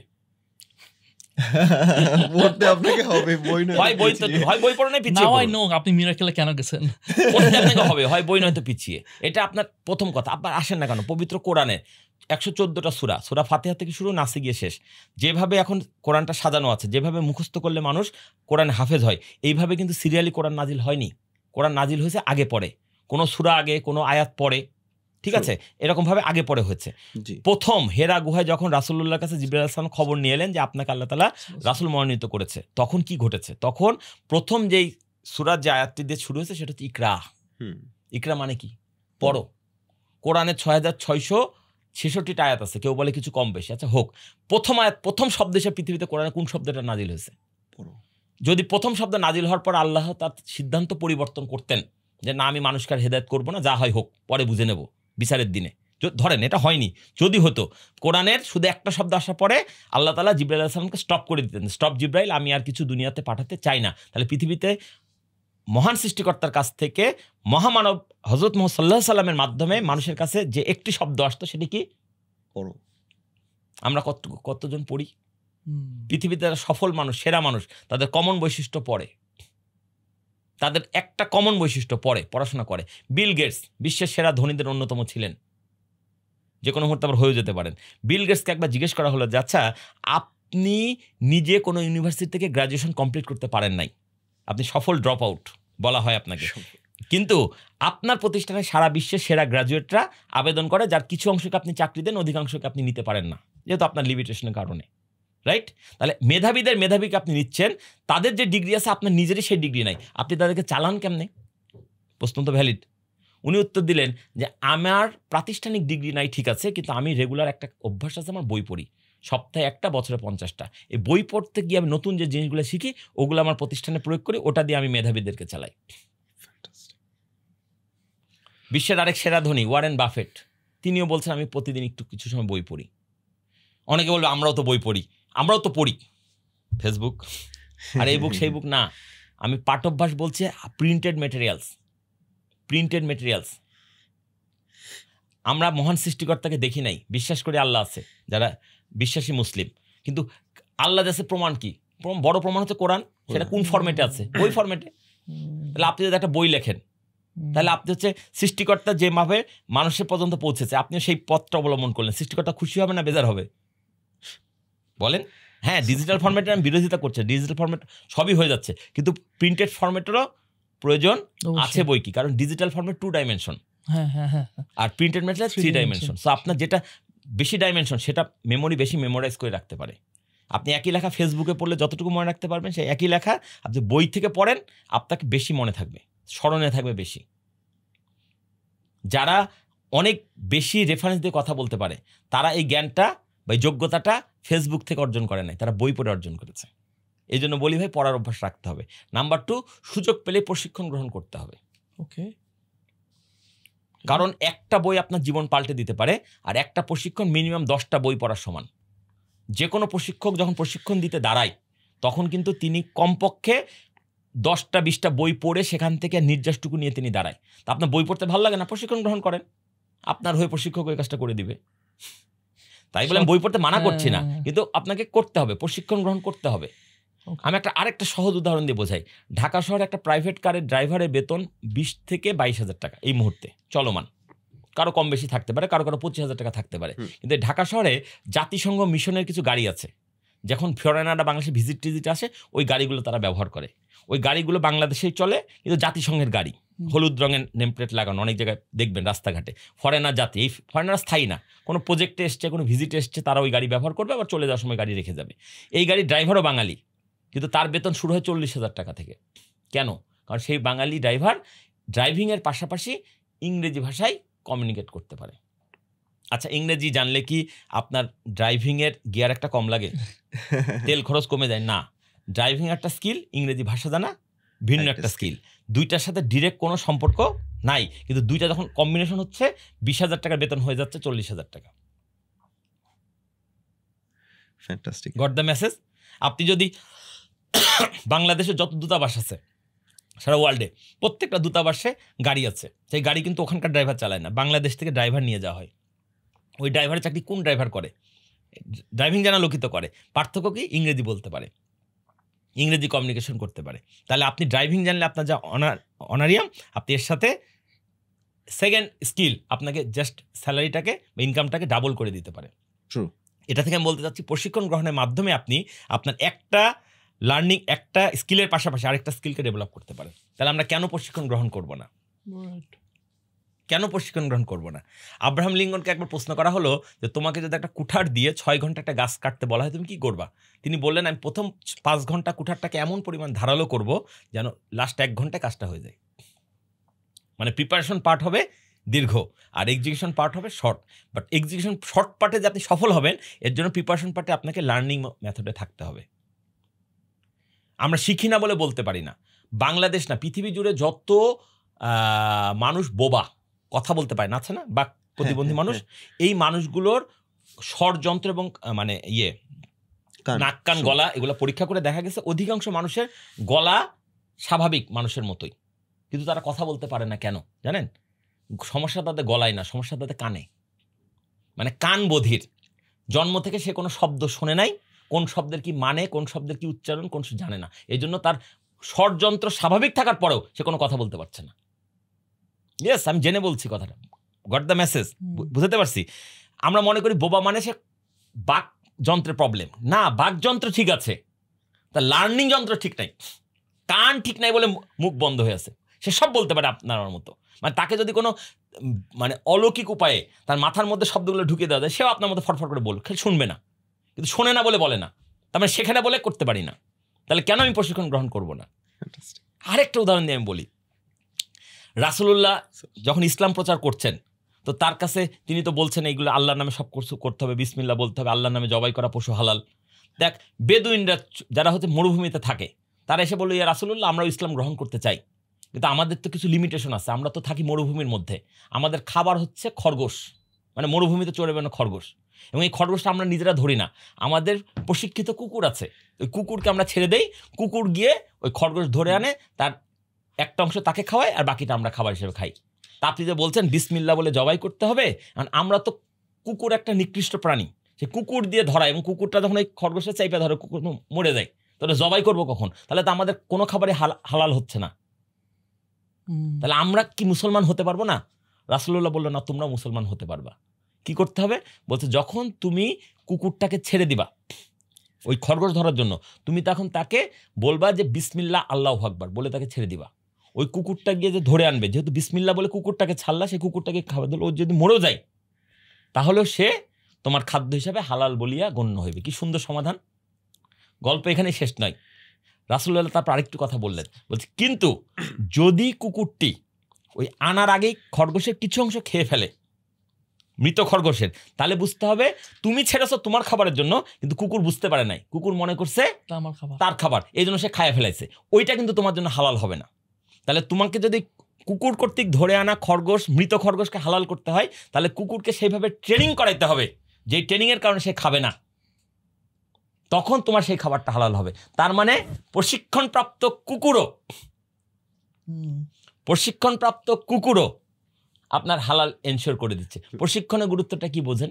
আমি জাস্ট দুইটা পয়েন্ট লিখে রাখছিলাম। আপনি যখন ফার্স্টে প্রশিক্ষণ বলছিলেন 5 মিনিট আগে, জি, আদম আলাইহিস সালাম কেন ফেরেশতাদের চেয়ে উন্নত হইলেন জ্ঞানের কারণে, এক্স্যাক্টলি। আর সেকেন্ড লাইন আমি লিখে রাখছিলাম, ভাই ট্রেন ডগ, আমি হয়তো বা বলতাম আমি বলে দিলাম, আদম আলাইহিস সালামকে আল্লাহ পাক সকল জ্ঞানী করলেন, করে উনি তাকে শ্রেষ্ঠত্বের মর্যাদা দিলেন। শুধু তাকে মানে নিখুঁততম উপায় তৈরি করছেন তাই নয় কিন্তু, এবং মানে শয়তানের কথা ছিল যে আমি মানে আমি হব না কেন, কিন্তু না, আল্লাহ পাক আমাকেও সৃষ্টি করেছেন, মানুষের সৃষ্টি করেছেন, শ্রেষ্ঠ সৃষ্টি করেছেন। উনি ভালো জানেন যে কাকে কি জ্ঞান দেওয়া যাবে, কতটুকু দেওয়া যাবে।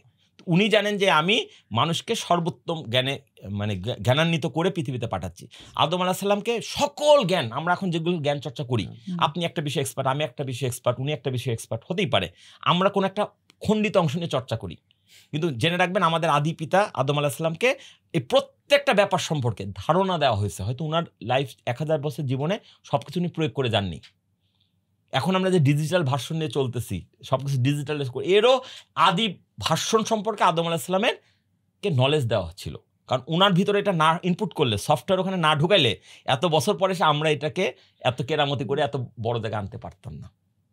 ওই জায়গায় সফটওয়্যার আসল জায়গাতে যদি না ঢুকাইতো, তাহলে আমরা এখন কিচ্ছু করতে পারতাম। খেয়াল করে দেখেন, আমরাও অ্যানিমালস, কুকুরেরাও অ্যানিমালস, এক্স্যাক্টলি, বানর বলেন, যেই বলেন, আমরা তো অ্যানিমালস ক্যাটাগরিতে অবশ্যই আমরা প্রাণী, বাট আমরা সিভিলাইজেশনে হইতে পারলাম। সবকিছুর পিছনে বিষয় হচ্ছে যে আমাদেরকে আল্লাহ পাক ট্রেনিং দেওয়া হয়েছে আমাদের আদি পিতাকে, তাকে এভাবে জ্ঞানান্বিত করা হয়েছে। তারপরে অবশ্যই উনি সর্বোত্তম পরিকল্পনাকারী, উনি সেভাবে করেছেন দুনিয়াতে, কিন্তু একটা সময় পর্যন্ত আমাকে ছেড়ে দিয়েছেন, আমাদেরকে আমি ছেড়ে দেবেন কিন্তু ছাড় দেবেন না। এই সময়ের মধ্যে আপনি এখন যদি স্বয়ং সৃষ্টিতে বিশ্বাস নাও করেন, আপনার রিজিক বন্ধ হয়ে যাবে না। আপনার যে পর্যন্ত পৃথিবীতে থাকার সে পর্যন্ত আপনি থেকে যাবেন, এই ব্যাপারে কোনো সন্দেহ নাই। কিন্তু আপনার মৃত্যু পরবর্তী দিনগুলো কেমন হবে সেটা কিন্তু এখনকার কর্মফলের উপর নির্ধারণ হবে।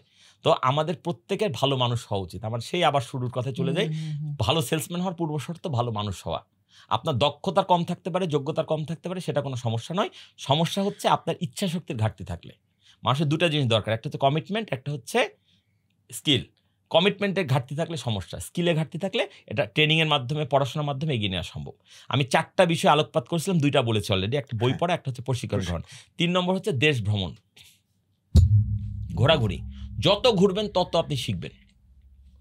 পবিত্র কোরআনেও একাধিক জায়গায় বলা আছে যে তোমরা আমার সৃষ্টি নিদর্শন দেখে বেড়াও, তোমরা ভ্রমণ করো। ভ্রমণের গুরুত্ব তাগিদ দেওয়া হয়েছে। আপনি যত ঘুরবেন তত আপনি জ্ঞানান্বিত হবেন। এবং বই পড়ার চাইতে ভ্রমণ গুরুত্বপূর্ণ। একটা বই আপনার জীবন পাল্টাতে পারে। একটা প্রশিক্ষণ করা মানে 10টা বই পড়ার সমান, আর একটা জায়গায় ঘোরা মানে 50টা বই পড়ার সমান। কারণ ওই ঘুরতে গিয়ে আপনাকে যে প্রিপারেশন নিতে হবে, প্ল্যানিং করতে হবে।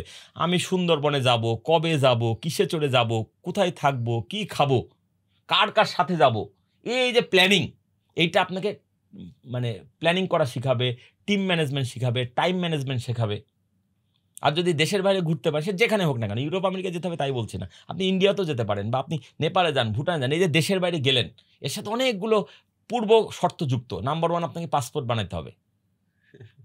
পাসপোর্টের বানানোর সময় আবার ওখানে এনআইডি থেকে শুরু করে অনেকগুলো ধাপ।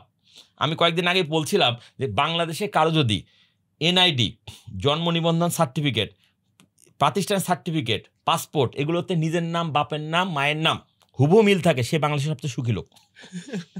আর কোনো কারণে এখানে যদি একটা দাড়ি কমা, অক্ষরের হেরফের থাকে, কত ধানে কত গম না কত ময়দা না কত আটা, আপনি জীবনের মতো শিক্ষা পেয়ে যাবেন। যাই, এটা আমি নেগেটিভ সমালোচনা করছি না, সিস্টেমের প্রবলেম। আমি যেটা বলার চেষ্টা করছি যে এই যে ভুলভাল না করে নিখুঁতভাবে কাজ করতে পারা, নাহলে পাসপোর্ট পাবেন না, এইটা আপনাকে যে শিক্ষা দেবে, জন্মের শিক্ষা, এটা এক ধরনের ট্রেনিং। তারপর আপনি পাসপোর্ট পাইলেন, এবার আপনাকে ভিসা করতে হবে। ভিসার জন্য তো আরও অনেক বেশি কাগজপত্র জমা দিতে হবে। কেন যাব, কয়দিন থাকবো, কোথায় থাকবো, কি করব, ওই দেশে গিয়ে থেকে যাবো কিনা, প্রমাণ করতে হবে আমার বাড়ি গাড়ি জমি জায়গা। এবং মানে কি বলবো, মজার ঘটনা দুঃখের ঘটনা বলবো, বাংলাদেশের মানুষ সরকারকে হিসাব দেওয়ার সময় কিছু চেপে রাখে ট্যাক্স টুক্স ফাঁকি দেওয়ার জন্য, কিন্তু যখন বিদেশে যায়, ইউরোপ আমেরিকা বিশেষ করে, হ্যাঁ, তখন তার সব সম্পত্তি খুঁজে খুঁজে বাইট করে, সরকারের কাছে কম দেখায় ট্যাক্স ফাঁকি দেওয়ার জন্য। আর ইংল্যান্ডের কাছে, আমেরিকার কাছে বেশি দেখায় যে দেখ বেটা, এত টাকা ফেলে তোর দেশে থাকবো না। ঠিক আছে, তো এই যে আপনাকে খুঁজে খুঁজে বাইট করতে হচ্ছে, হিসাব মিলাইতে হচ্ছে, আমার কত টাকার অ্যাসেট, ফিক্সড অ্যাসেট কত, ভ্যারিয়েবল কত, এইটা করতে গিয়ে আপনি হিসাব নিকাশ শিখে যাবেন। সবই কিন্তু জীবনের শিক্ষা। তারপর আপনি ভিসা পাইলেন, এবার টিকিট মিলাইতে হবে, টিকিটের সাথে আপনার হচ্ছে শিডিউল মিলাইতে হবে, হোটেল মিলাইতে হবে, হোটেল থেকে কেমনে যাবেন, টিম ম্যানেজমেন্ট, টাইম ম্যানেজমেন্ট। এবং ওখানে কেউ বিমান আপনাদের 1 সেকেন্ড ওয়েট করবে না, রিক্সাওয়ালা আপনার বাড়ির সামনে থেকে তুলে নিয়ে যাবে, বিমানওয়ালা কিন্তু আপনার জন্য দাঁড়াবে না, তার মতো আপনাকে যাইতে হবে। এই যে শিক্ষাগুলো, এগুলো একটা ভ্রমণের মাধ্যমে সম্ভব।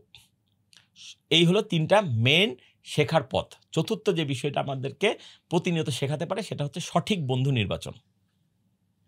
Right friend selection is very very important, very very important.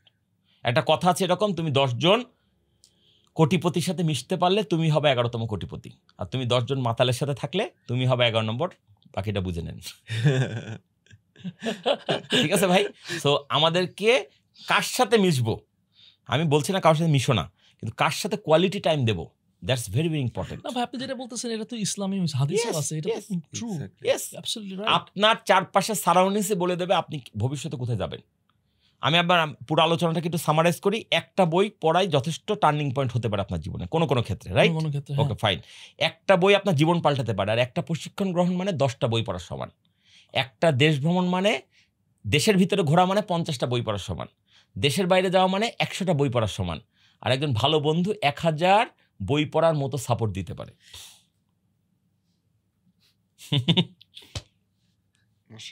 একটা ভালো বন্ধু 1000 বই পড়ার সাপোর্ট দিতে পারে। এখন আপনি বলেন তাহলে শুধু বন্ধু নির্বাচন করলে হয়ে যায়, বই আর পড়া লাগে না। আমি কিন্তু 4টাকেই আমি বলছি, এটা টেবিলের 4 পায়ের মতো, 4টাই গুরুত্বপূর্ণ। হয়তো বই কিছু কম পড়বেন, প্রশিক্ষণ বেশি নেবেন, প্রশিক্ষণ বেশি নেবেন, দেশ ভ্রমণ কম হবে, কিন্তু এগুলো করতে হবে। 4টা কাজই করতে হবে আপনাকে। 4টা কোনো একটাকে দিলে, ওই টেবিলকে বাংলায় কি বলে, টেবিল কিন্তু ইংরেজি শব্দ, বাংলা হচ্ছে চৌপায়া, কেউ বলে রাজতক্তা। তো চৌপায়ার মানে কি, যে কোনো একটা পায়া যদি দুর্বল হয় পুরো টেবিলটাই দুর্বল। তো 4টা কাজই করতে হবে। কখনো কখনো বইও পড়তে হবে, কখনো কখনো প্রশিক্ষণও নিতে হবে, কখনো কখনো আপনাকে ওই কি বলে দেশ ভ্রমণ করতে হবে, দেশের ভিতরে এবং দেশের বাইরে। এবং আপনি বন্ধু নির্বাচন সিলেক্ট করবেন। দেশের ভিতরে ঘোরার ব্যাপারে আমি একটা কথা বলি, আমাদের দেশটা অনেক সুন্দর এবং অনেক কিছু শেখার আছে, জানার আছে। বাংলাদেশে এখন 64টা জেলা, আমাদের অধিকাংশ মানুষের 2টা জেলায় যাওয়া হয়, একটা হচ্ছে যেখানে আমার জন্ম আর যেখানে আমি সাধারণত মিনিমাম, আরেকটা যেখানে আমি চাকরি করি, রাইট? অনেকের ক্ষেত্রে আবার একটা জেলা যেখানে জন্ম সেখানে, কিন্তু অধিকাংশ মানুষের ক্ষেত্রে 2টা জেলা হয়। আমি বলি ভাই 2টা জেলার বাইরেও তো আর 62টা জেলা আছে, তুমি কি এই 62 জেলায় এক রাত করে কাটিয়েছো? এটাও একটা স্কিল, এটাও একটা স্কিল। এবং আমি বলি কেউ যদি বাংলাদেশের 64টা জেলা ঘুরে ফেলতে পারে, এক রাত করে কাটিয়ে আসতে পারে, ওইটা তার সিভিতে লেখার মতো একটা point. I have visited all districts of Bangladesh. এবং যারা সেলসে চাকরি করতে চান, ক্যারিয়ার করতে চান, তাদেরকে আমি বলছি, হেড অফ সেলস হইতে চান, সবার আগে 64 জেলা একবার করে পা ফেলেন। আপনি বাংলাদেশটা চেনেন, এইটা আপনি যদি জায়গা মতো বলতে পারেন, এর জন্য আপনার চাকরিটা হয়ে যেতে পারে। আর আপনি বাংলাদেশের অর্ধেক জায়গা চেনেন, আর বাকি জায়গায়, স্যার আমি টেরিটরি ম্যানেজার ছিলাম, তখন স্যার রংপুর স্যার। তারপর স্যার আমি স্যার সিনিয়র টেরিটরি ম্যানেজার, তখনও স্যার রংপুর স্যার, সাথে কুড়িগ্রাম পাইছি স্যার। তারপর স্যার আমি অ্যাসিস্ট্যান্ট ম্যানেজার হয়েছি স্যার, তখন স্যার রংপুর আর দিনাজপুর স্যার। তারপর আমি স্যার রিজনাল ম্যানেজার হয়েছি, তারপর স্যার রংপুর ডিভিশন স্যার। তারপর আমি ডিভিশনাল ম্যানেজার হয়েছি, ওই তখনও স্যার ওই এলাকা স্যার। এখন স্যার আমি এসেছি আপনার কোম্পানি হেড অফ সেলস হইতে। ওই কোম্পানি বলবে আমি বুঝছি আপনি ভালো সেলসম্যান, কিন্তু আপনি সেলস ম্যানেজার রংপুর হিসেবে চলে যান, কারণ আপনি রংপুর ভালো চেনেন, এই ব্যাপারে কোনো সন্দেহ নেই, আপনার দক্ষতা আছে, অভিজ্ঞতা আছে, কিন্তু আপনার বাংলাদেশের রেস্ট অফ দ্য পার্ট আপনি চেনেন না, সিলেটের ভাষা আপনি জানেন না। সিলেটের ভাষা শিখতে হবে তা বলছি না, ওই এলাকার কালচার আলাদা, আসামি কালচার, ওই জিনিসটা বুঝতে হবে। চিটাগাংয়ের কালচার একটা, চিটাগাংয়ের যে কোনো বাংলা কথা শুরু হয় না ইয়ে দিয়ে, মানে না হা আগে, অর্থাৎ ইয়ে আগে, কি বলে, আরে ক্রিয়াপদ আগে। এটা কোত্থেকে আসলো? ক্রিয়াপদ আসলো যে আরবিতে ক্রিয়াপদ আগে আসে। ওই ইসলাম প্রচারকরা সব সমুদ্রপথে এসে চিটাগাংয়ের দিকে আগে আবাস গড়েছে। তো ওই আরবি যেভাবে বাক্য গঠন হয়, ওইটাকে বাংলা করলে ক্রিয়াপদ আগে যাবেই। এই জন্য চিটাগাংয়ের ভাষায় দেখবেন ক্রিয়াপদ আগে আগে আগে আগে আছে। এটা যদি আপনি না জানেন, তাহলে আপনি চিটাগাংয়ে সেলস করেন, চিটা মানুষের মিশতেই পারবেন না, মিশতে না পারলে ওখানে বিক্রি করবেন কিভাবে? আপনি হেড অফ সেলস হচ্ছেন একটা কোম্পানির। আমি বলছি না যে হেড অফ সেলস হওয়ার আগে 64টা জেলাতেই গিয়ে চাকরি করে আসতে হবে, কিন্তু আপনি দেশের উত্তরবঙ্গে কিছুদিন চাকরি করলেন, দক্ষিণবঙ্গে কিছুদিন করলেন, পূর্ববঙ্গে করলেন, পশ্চিমবঙ্গে করলেন, বা 4টা পারেন না, 3টা অংশে আপনি চাকরি করলেন, আরেকটা অংশে আপনি মাঝে মধ্যে ভিজিটে গেলেন, তাহলে আপনার মোটামুটি দেশ সম্পর্কে একটা আইডিয়া থাকবে।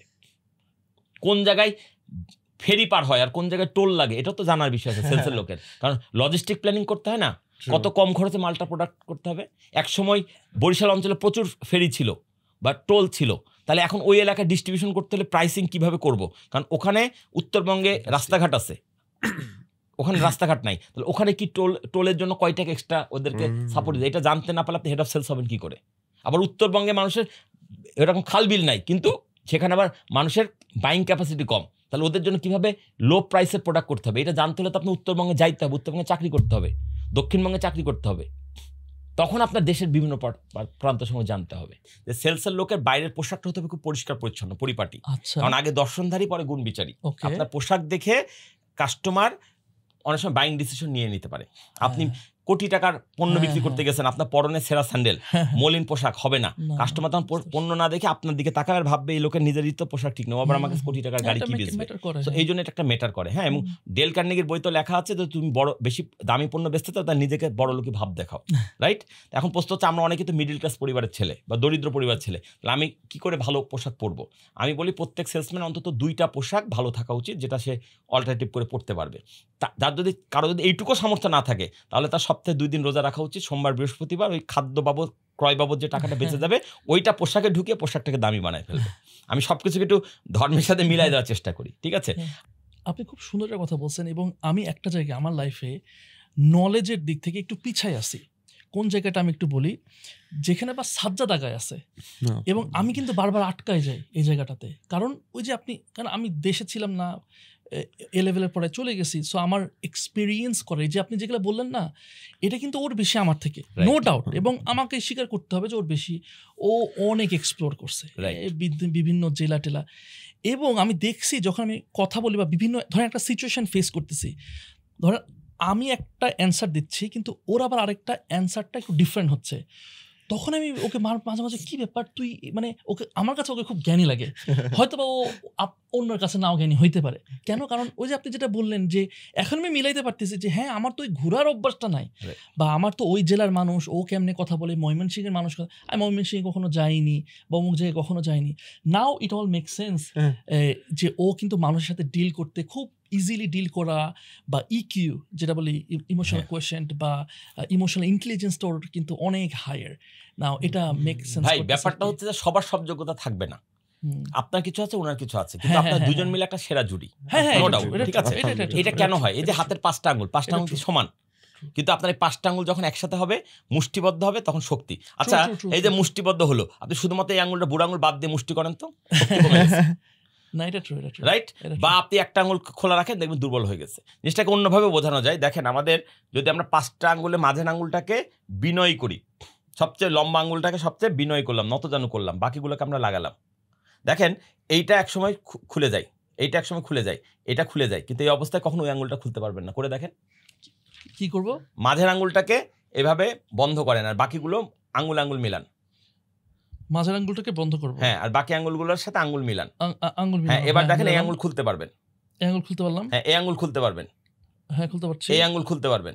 এবার ওইটা খোলেন তো, এটা এই অবস্থায় রেখে, এই যে এটা হচ্ছে না, আপনি এইভাবে রেখে হবে না, জোর করে খুললে তো হবে না, এইভাবে লাগানো থাকতে হবে, তো লাগানো থাকতে, এটা এখানে না, এটা লাগানো থাকতে হবে, এটা লাগানো থাকলে পারবেন না।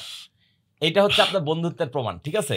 আপনারা দুইজন দুজনের কাছে বন্ধুত্বের কারণে নত জানো, ঠিক আছে? কেউ কাউকে ইগো দেখাচ্ছেন না, মানে আমরা আমাদেরকে বন্ধুত্বটাকে সবচেয়ে বেশি সম্মান দেখাচ্ছি। সো এই ক্ষেত্রে আপনাকে এই আঙ্গুলের মতো আপনার বন্ধুত্ব অটল থাকবে, যার যেখানে ল্যাকিংস আরেকজন সেটা ফিল আপ করবে।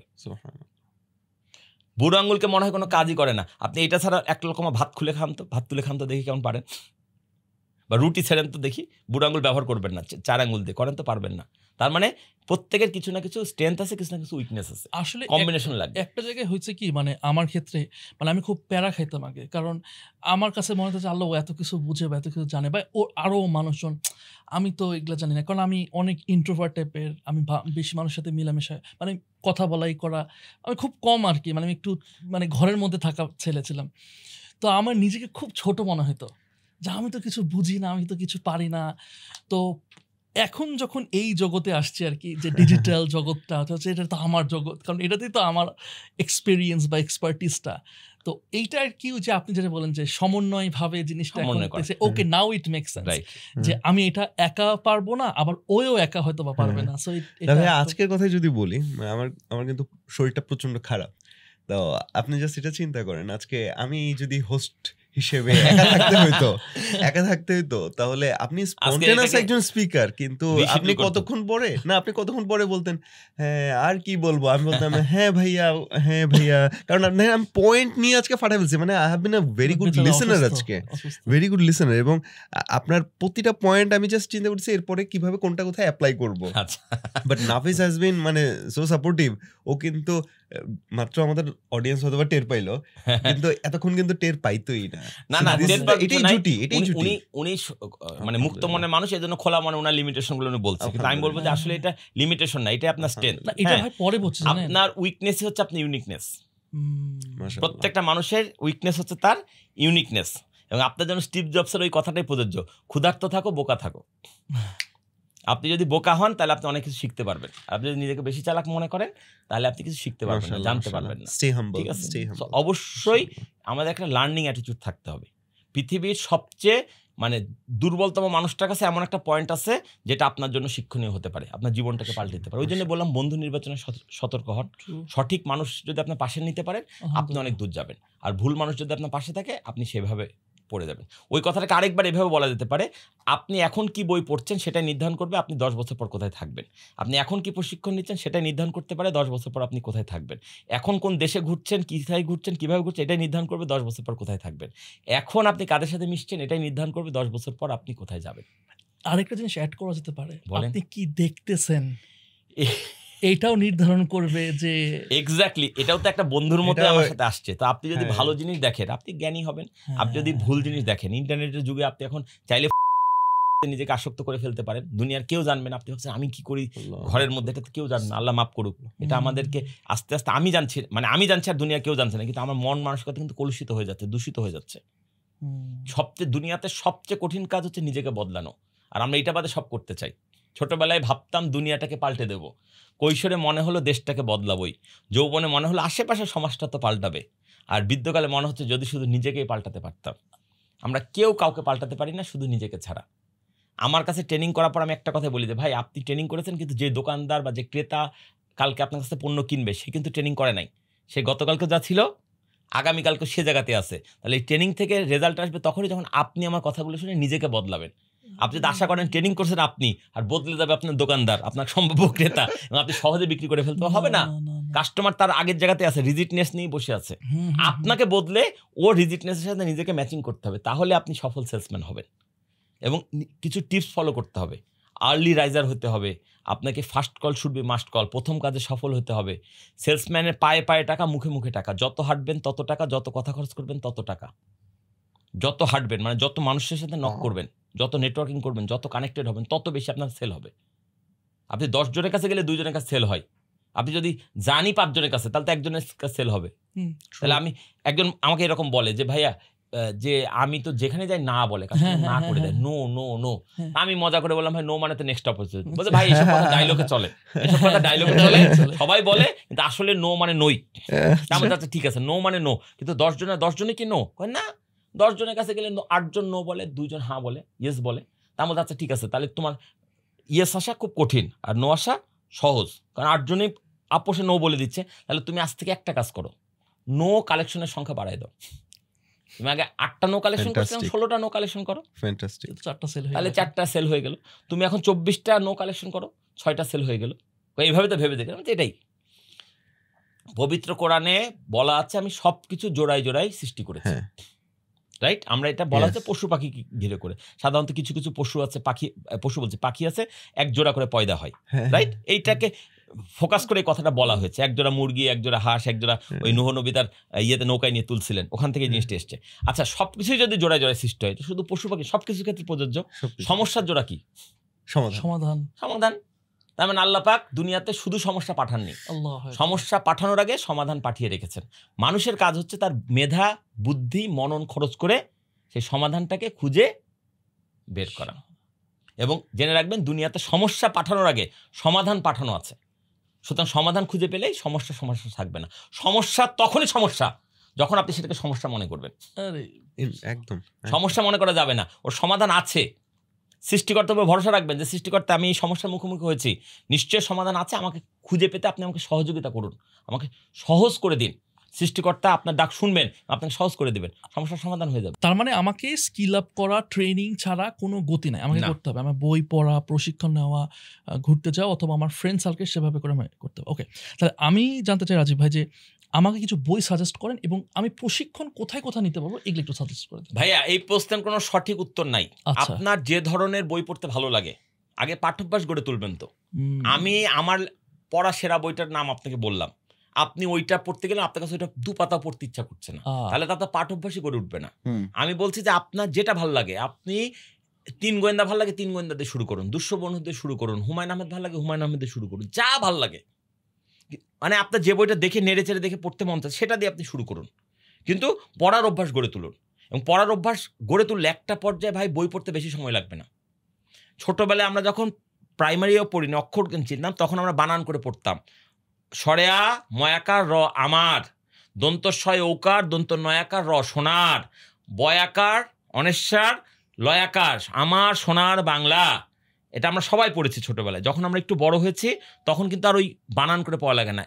আমার শব্দটা দেখলে আমরা বুঝতে পারছি এটা আমার সোনার বাংলা। আর একটু বড় হয়েছে তখন আবার শব্দ না, বাক্যটা একবার আমার চোখে ধরা পড়ছে, আমার সোনার বাংলা। আপনি যখন আরও পড়ার অভ্যাস করবেন তখন বাক্য না, একটা প্যারাগ্রাফ একবার আপনার চোখে ধরা পড়বে। কিন্তু সেটার জন্য আপনাকে ওই লেভেলে পৌঁছানোর জন্য অন্তত 500 বই পড়ে আসা লাগবে ধরেন, বা কারো ক্ষেত্রে 100 বই পড়া পরেই যোগ্যতা তার অর্জন হয়ে যাবে। তার মানে আপনার এরকম হয় নিশ্চয়ই বই পড়লে? আমার এখন মানে প্রচুর বই পড়ার কারণে হয়, কিন্তু এখন আমার বয়সের কারণে চোখে ছোট লেখা মানে অনেক সময় ধরতে অসুবিধা হয়, চশমা দিয়ে পড়া যায়। সো আমার বিষয়টা আমি আমার দিয়ে বলছি যেটা, সেটা হচ্ছে যে এখন আমার বই পড়া কমে গেছে। আমার না, এটা সবারই কমে গেছে, ডিজিটাল মাধ্যমে কিছুটা সময় তো চলে যাচ্ছে, কিন্তু আলটিমেটলি বই পড়া অভ্যাসটা ধরে রেখেছি। আমি প্রত্যেক বছর বইমেলায় একদম দোকান ঘুরে ঘুরে কিছু বই কিনি, কারণ এগুলা অনলাইনে খুঁজলেও পাওয়া যাবে না, চোখের ভালো লাগা থেকে, এবং সেই বইগুলো আমি সারা বছর পড়ার চেষ্টা করি। ওই যে যখন 19 সালে শেষে গিয়ে মানে কোভিড হলো, আমি বলি কথিত করোনা, এটা করোনা না, এটা একটা বিশ্ব বিজনেস, ওইদিকে না যাই, অন্য আলাপ আরেকদিন করা যাবে, ওই আলাপ আরেকদিন করা যাবে। ওই সময় আমার বিগত কয়েক বছর কেনা বইগুলো আমি পড়ে শেষ করছিলাম, ঠিক আছে। এবং আমি ওই কোভিডের সময় যে একটা লকডাউন পর্ব ছিল, তার আগে আমার যে ট্রেনিং ফি ছিল, অনারিয়াম ছিল, ট্রেনিংয়ের পরে আমি সেটা বাড়িয়ে দিয়েছি। অনেকে আমি প্রশ্ন করেছে, আপনি তো এই টাকায় কাজ করতেন, এখন এই টাকা দাবি করছেন কেন? আমি বলছি, এই 3 মাস আমি বসেছিলাম না, আমি এই 3 মাস জ্ঞান অর্জন করেছি, ওই জ্ঞানের কারণে আমার এখন ভ্যালু বেড়ে গেছে, ঠিক আছে। আমি আমাকে দিয়ে যে উদাহরণটা দিচ্ছি, যত জ্ঞান অর্জন করবেন তত আপনার ভ্যালু বাড়বে। ওকে, আচ্ছা, 2 নম্বর প্রশ্ন হচ্ছে প্রশিক্ষণ কী নেব। আপনি যে বিষয়ে পেশাগত দক্ষতা পালন, মানে পেশাগত দায়িত্ব পালন করছেন, সে বিষয়ে প্রশিক্ষণ তো নেবেনই। যে বিষয়ের সাথে আপনার সরাসরি সম্পৃক্ততা নাই, সে বিষয়ে আপনি প্রশিক্ষণ গ্রহণ করতে পারেন। ওই যে যেমন বললাম, ড্রাইভার ইংরেজি শিখবে কেন? কারণ এটার সাথে ডিরেক্ট কোনো সম্পর্ক নাই, কিন্তু ঘুরে ফিরে এটা তাকে সাপোর্ট দেবে। মজার ব্যাপার হচ্ছে, আমি আমার প্রথম জীবনে চাকরি শুরু করেছি মাল্টিন্যাশনাল কোম্পানিতে, কিন্তু সেই চাকরিটা পাওয়ার আগে বা হওয়ার আগে একটা লোকাল কীটনাশক কোম্পানি আমাকে চাকরি দেওয়ার সুযোগে দেওয়ার জন্য তারা একটা ট্রেনিংয়ে পাঠিয়েছিল, এবং তখনই বলে দিয়েছিল আমাকে একটা মিনিমাম স্যালারি দেবে। আমার আব্বার, আমি একমাত্র ছেলে, উনি বলছিলেন যে আমি এত টাকা দিয়ে ছেলেকে মানে বেসরকারি বিশ্ববিদ্যালয় থেকে MBA পাশ করালাম, এত ছোট চাকরি করার জন্য না। উনি ওনার মতো করে চিন্তা করছেন, তোমার এই চাকরিটা করার দরকার নাই। আমি বলছিলাম, আব্বু আমি যদি এখন বলি যে আমি এই চাকরিটা করবো না, তাহলে ওরা আমাকে ট্রেনিং পাঠানোর সুযোগ দেবে না। আমি তো বসেই আছি, ফ্রি আছি, এক কাজ করি, আমি ট্রেনিংটা করে ফেলাই, তারপরে দরকার আমি বলবো যে আমি এই চাকরিটা করবো না। শিখতে তার দোষ নাই। আমি ট্রেনিংটা করলাম, যেটা আমি আদৌ জানি এই ট্রেনিং আমি কাজে লাগাবো না, আমি তো চাকরি করবো না, এটা আমার ভেতরকার অন্তরের ডিসিশন, যেটা আমি বলি নাই তখন পর্যন্ত। কিন্তু ওই ট্রেনিং আমাদেরকে শিখিয়েছিল কীটনাশক বেচার জন্য কৃষকের সাথে গিয়ে কীভাবে কথা বলতে হয়। পরবর্তীতে যখন আমি রেকিট বেনকিজারের মতো মাল্টিন্যাশনাল কোম্পানিতে ইন্টারভিউ দিতে গেলাম, ইন্টারভিউ বোর্ডে আমাকে বলছে যে তুমি মনে করো উনি দোকানদার, ওনার কাছে মর্টিন কয়েল বেচে দেখাও। এবং আমি ওই যে কীটনাশক বিক্রির যে ট্রেনিং পাইছি, ওইটা এখানে ঝেড়ে দিয়েছি, আমাদের আঞ্চলিক ভাষায় বলে ঝেড়ে দিয়েছি, মানে ওইটা এখানে অ্যাপ্লাই করেছি। এবং ওরা তখন বলছে, তুমি যে বললা কোথাও চাকরি করো নাই, কিন্তু তুমি যেভাবে এতক্ষণ ডিল করলাম মনে হচ্ছে তুমি মানে চাকরি করেছো, সত্যি কথা বলো, তুমি কোথায় আছো? তা আমি বললাম যে না স্যার, আমি কোথাও নাই। কয় না, তুমি যেভাবে ডিলিংসটা করলা তাতে শিওর তুমি মানে কোথাও না কোথাও সেলসে চাকরি করছো। মাল্টিন্যাশনালটা করে কি, ফ্রিল্যান্সার ফ্রেশার নিতে চাই। তো ওরা মনে করছে যে আমি লোকাল কোম্পানিতে কাজ করি, আমি ওটাকে হাইড করছি যেন আমি চাকরিটা পাই বলে। বলতো তুমি সত্য কথা বললো, তোমাকে আমি চাকরিতে নেবো, তোমাকে আমার পছন্দ হয়েছে। আমি বলছি না, সত্যি করি নেবো। তাহলে এটা কিভাবে করলা? তখন আমি বললাম যে স্যার, আমি চাকরি না করলে একটা ট্রেনিং করেছিলাম। দেখেন, কীটনাশকের ট্রেনিং লেগে গেল মর্টিন কয়েলে, আমি মাল্টিন্যাশনাল কোম্পানিতে হাই স্যালারি নিয়ে আমার ক্যারিয়ার শুরু করলাম, জীবন শুরু করলাম। কিন্তু আমি যদি ওই ট্রেনিংটা না করতাম, তাহলে এখানে আমি হয়তো ওই যখন আমাকে চ্যালেঞ্জ ছুড়ে দিল যে মর্টিন কয়েল বেচো, আমি হয়তো এটা পারতাম না পারলে হয়তো এই চাকরিটাই হতো না, আমার ক্যারিয়ার অন্যদিকে চলে যেত। ঠিক আছে না? সো একটা শিক্ষা আরেকটা শিক্ষাকে কাজে নেয়। সো আমাদের সবসময় কি কোনটা করবো সেটা না, কিছু না কিছু করতে হবে। তাহলে ভাই এখানে এখন যেরকম অনলাইনে ডিজিটালি তো অনেক কোর্সেস আছে, এটা করতে পারেন, করেন ওটা। আর আরেকটা আছে কি, অনলাইনে তো আমরা করতেছি, সেখানে কিছু আছে লাইভ আছে, কিছু আছে রেকর্ডেড, আবার ফিজিক্যালিও আই এম প্রিটি শিওর আছে। আমি পছন্দ করি মানে ফিজিক্যাল, কারণ ওইটাতে ট্রেনারের কাছ থেকে 16 আনা বুঝে পাওয়া যায়। ট্রেনার শুধু কণ্ঠ দিয়ে না, তার আচার আচরণ, বডি ল্যাঙ্গুয়েজ সবকিছু দিয়ে। এরকম আমি যদি খুঁজতে চাই যে মানে আমি নিজে ফিজিক্যালি ওইভাবে কম করা হয়েছে বাংলাদেশে, তো যদি আমাকে একটু গাইড করতেন বা অডিয়েন্সকে। আমি বলি, আপনি আসলে প্রশ্নটা আপনার জন্য করেন না, আপনার অডিয়েন্সের জন্য করছেন, কারণ এখানে অনেক তরুণ প্রজন্ম, তারা এই ভিডিওটা হয়তো দেখবে, তারা জানতে চাচ্ছে, বুঝলাম এতক্ষণ ধরে ট্রেনিং অনেক পেছাইলেন, অনেক কথা করলেন, কি ট্রেনিং করব? সহজ কথায় বলে দেই, 2টা বিষয় আগে নিজেকে ডেভেলপ করেন। বাংলার পাশাপাশি অন্য একটা ভাষাগত দক্ষতা, সেটা ইংরেজি হলে ভালো, না হলেও চায়না ভাষা শেখেন, আরবি ভাষা শেখের একটা ভাষা, জাস্ট 2টা ভাষা জানেন, এইটা আপনাকে ডাবল মাইলেজ দেবে। ওকে। 2 নম্বর হচ্ছে, এখন ডিজিটালের যুগ, কম্পিউটার অপারেটিং জিনিসগুলো। এখন আমি বলবো সবাই আমরা মাইক্রোসফট বুঝি, এক্সেল বুঝি আমার মতো করে বুঝি, কিন্তু কোনো এক্সপার্টের সাথে কি 2টা দিন বৈশা কখনো বোঝার চেষ্টা করছি যে এক্সপার্টের কাছে মানে এমন কিছু আছে কিনা যেটা আমি অজানা। নিশ্চিত আমি যে আপনি এক্সেল যত বড় মাস্টারই হন, যদি আরেকজন এক্সেল ট্রেনারের কাছে গিয়ে 2 দিন কোর্স করেন, একটা নতুন হলেও টেকনিক শিখতে পারবেন, ওইটাই আপনার মানে ভ্যালুয়েট করবে। সো আমি বলি প্রাথমিকভাবে 2টা জিনিস জরুরি, একটা হচ্ছে ভাষাগত দক্ষতা বৃদ্ধি, 2 নম্বর হচ্ছে কম্পিউটারের অপারেটিং বা সফটওয়্যার যেগুলো আছে সেগুলোর উপরে দক্ষতা বৃদ্ধি। আর পৃথিবীর শ্রেষ্ঠ প্রশিক্ষণ হচ্ছে হজ। হজ, আই রিপিট। কিভাবে? যে হজ করে নাই তাকে হজের মাহাত্ম্য বোঝানো যাবে না। যারা এই ভিডিওটা দেখছেন তাদের যারা যারা হজ করেছেন তারাই আমার এই পয়েন্টের গুরুত্ব বুঝতে পারছেন। আর যারা দেখছেন এখন হজ করেন নাই, তারা যেদিন হজ করে আসবেন সেদিন আরেকবার আমার এই কথাটা মনে পড়বে যে রাজীব ভাই সেদিন একটা খুব দামি কথা বলেছিল। পৃথিবীর শ্রেষ্ঠ প্রশিক্ষণ হচ্ছে হজ। কারণ হজ আপনাকে একই সাথে স্যাক্রিফাইস শেখাবে, টিম ম্যানেজমেন্ট শেখাবে, টাইম ম্যানেজমেন্ট শেখাবে, কষ্ট করা শেখাবে, অনেক কিছু শেখাবে, অ্যাঙ্গার ম্যানেজমেন্ট শেখাবে। হজের ওই 3 দিন আপনাকে নির্ধারিত সময় নির্ধারিত কিছু কাজ করে আসতে হবে। মুজদালিফায় যেতে হবে, মিনায় যেতে হবে, কাবা শরীফে আসতে হবে, তাওয়াফ করতে হবে। একটা জায়গায় দেরি হয়ে গেলে পুরো সিস্টেমের মধ্যে আপনি পিছিয়ে পড়বেন, আর ওইটা ঠিক মতো হবে না, পরে আবার দম দিয়ে এই করে ওই করে হজ আপনাকে কাভার করে নিয়ে আসতে হবে। তো ওই যে ওই শিক্ষাটা এমনি এমনি আল্লাহ পাক মানে হজকে মানুষের জন্য ফরজ করেন নাই, সামর্থ্যবান মানুষের জন্য। তো হজ হচ্ছে পৃথিবীর সর্বশ্রেষ্ঠ ট্রেনিং। যারা এই ভিডিওটা দেখছেন তাদেরকে আমি অনুরোধ করব, প্লিজ সামর্থ্য থাকুক বা না থাকুক হজের নিয়ত করে ফেলেন। যদি আপনার নিয়তটা আল্লাহ দরবারে কবুল হয়ে যায়, আপনার 1 টাকা লাগবে না, হজের টাকা চলে আসবে। আল্লাহ পাক আপনাকে রেগুলার আয়ের বাইরে এমন একটা ইনকাম দেবে যেটা থেকে আপনার হজের টাকা চলে আসবেই। আমার জীবনে ঘটনা ঘটেছে। আমি 2018 সালে হজ পালন করতে যাই, তখন আমার আর আমার ওয়াইফের জন্য আমাদের প্রয়োজন ছিল তৎকালীন রেট অনুযায়ী 3.5 লক্ষ 7 লক্ষ টাকা। আমার কাছে আল্লাহর রহমতে এই টাকাটা ছিল, সামর্থ্য ছিল, আমি টাকা রেডিও করে রেখেছি। ঠিক হজে যাওয়ার আগে আগে আমি আমার ট্রেনিংয়ের কাজ কমিয়ে দিয়েছি বা বন্ধ করে দিয়েছি। এখন আর আমি কাজ নেব না, হজটা করে এসে তারপর আবার কাজে ঢুকবো।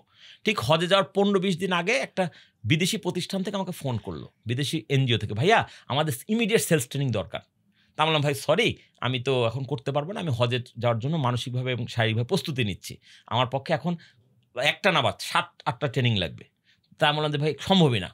ওনারা তখন বলছে যে ভাইয়া এই ট্রেনিংটা আমাদের একটা টাইম বাইন্ডিং আছে, অ্যাটলিস্ট শুরু করতে হবে এই মাসে, শেষ যদি আমি 2 মাস সময় নিই অসুবিধা নেই, ঠিক আছে আপনি আমাকে একটা কাজ হলেও করে দিয়ে যান, আর বাকিটা হজ থেকে এসে করেন, কিন্তু আমরা কাজটা শুরু করেছি, আমাদেরকেও তো কিছু জবাবদিহিতার মধ্যে আছে।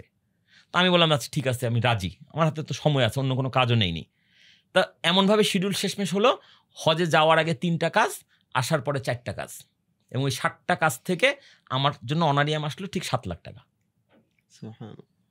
আমি অবাক হয়ে গেছি ভাই।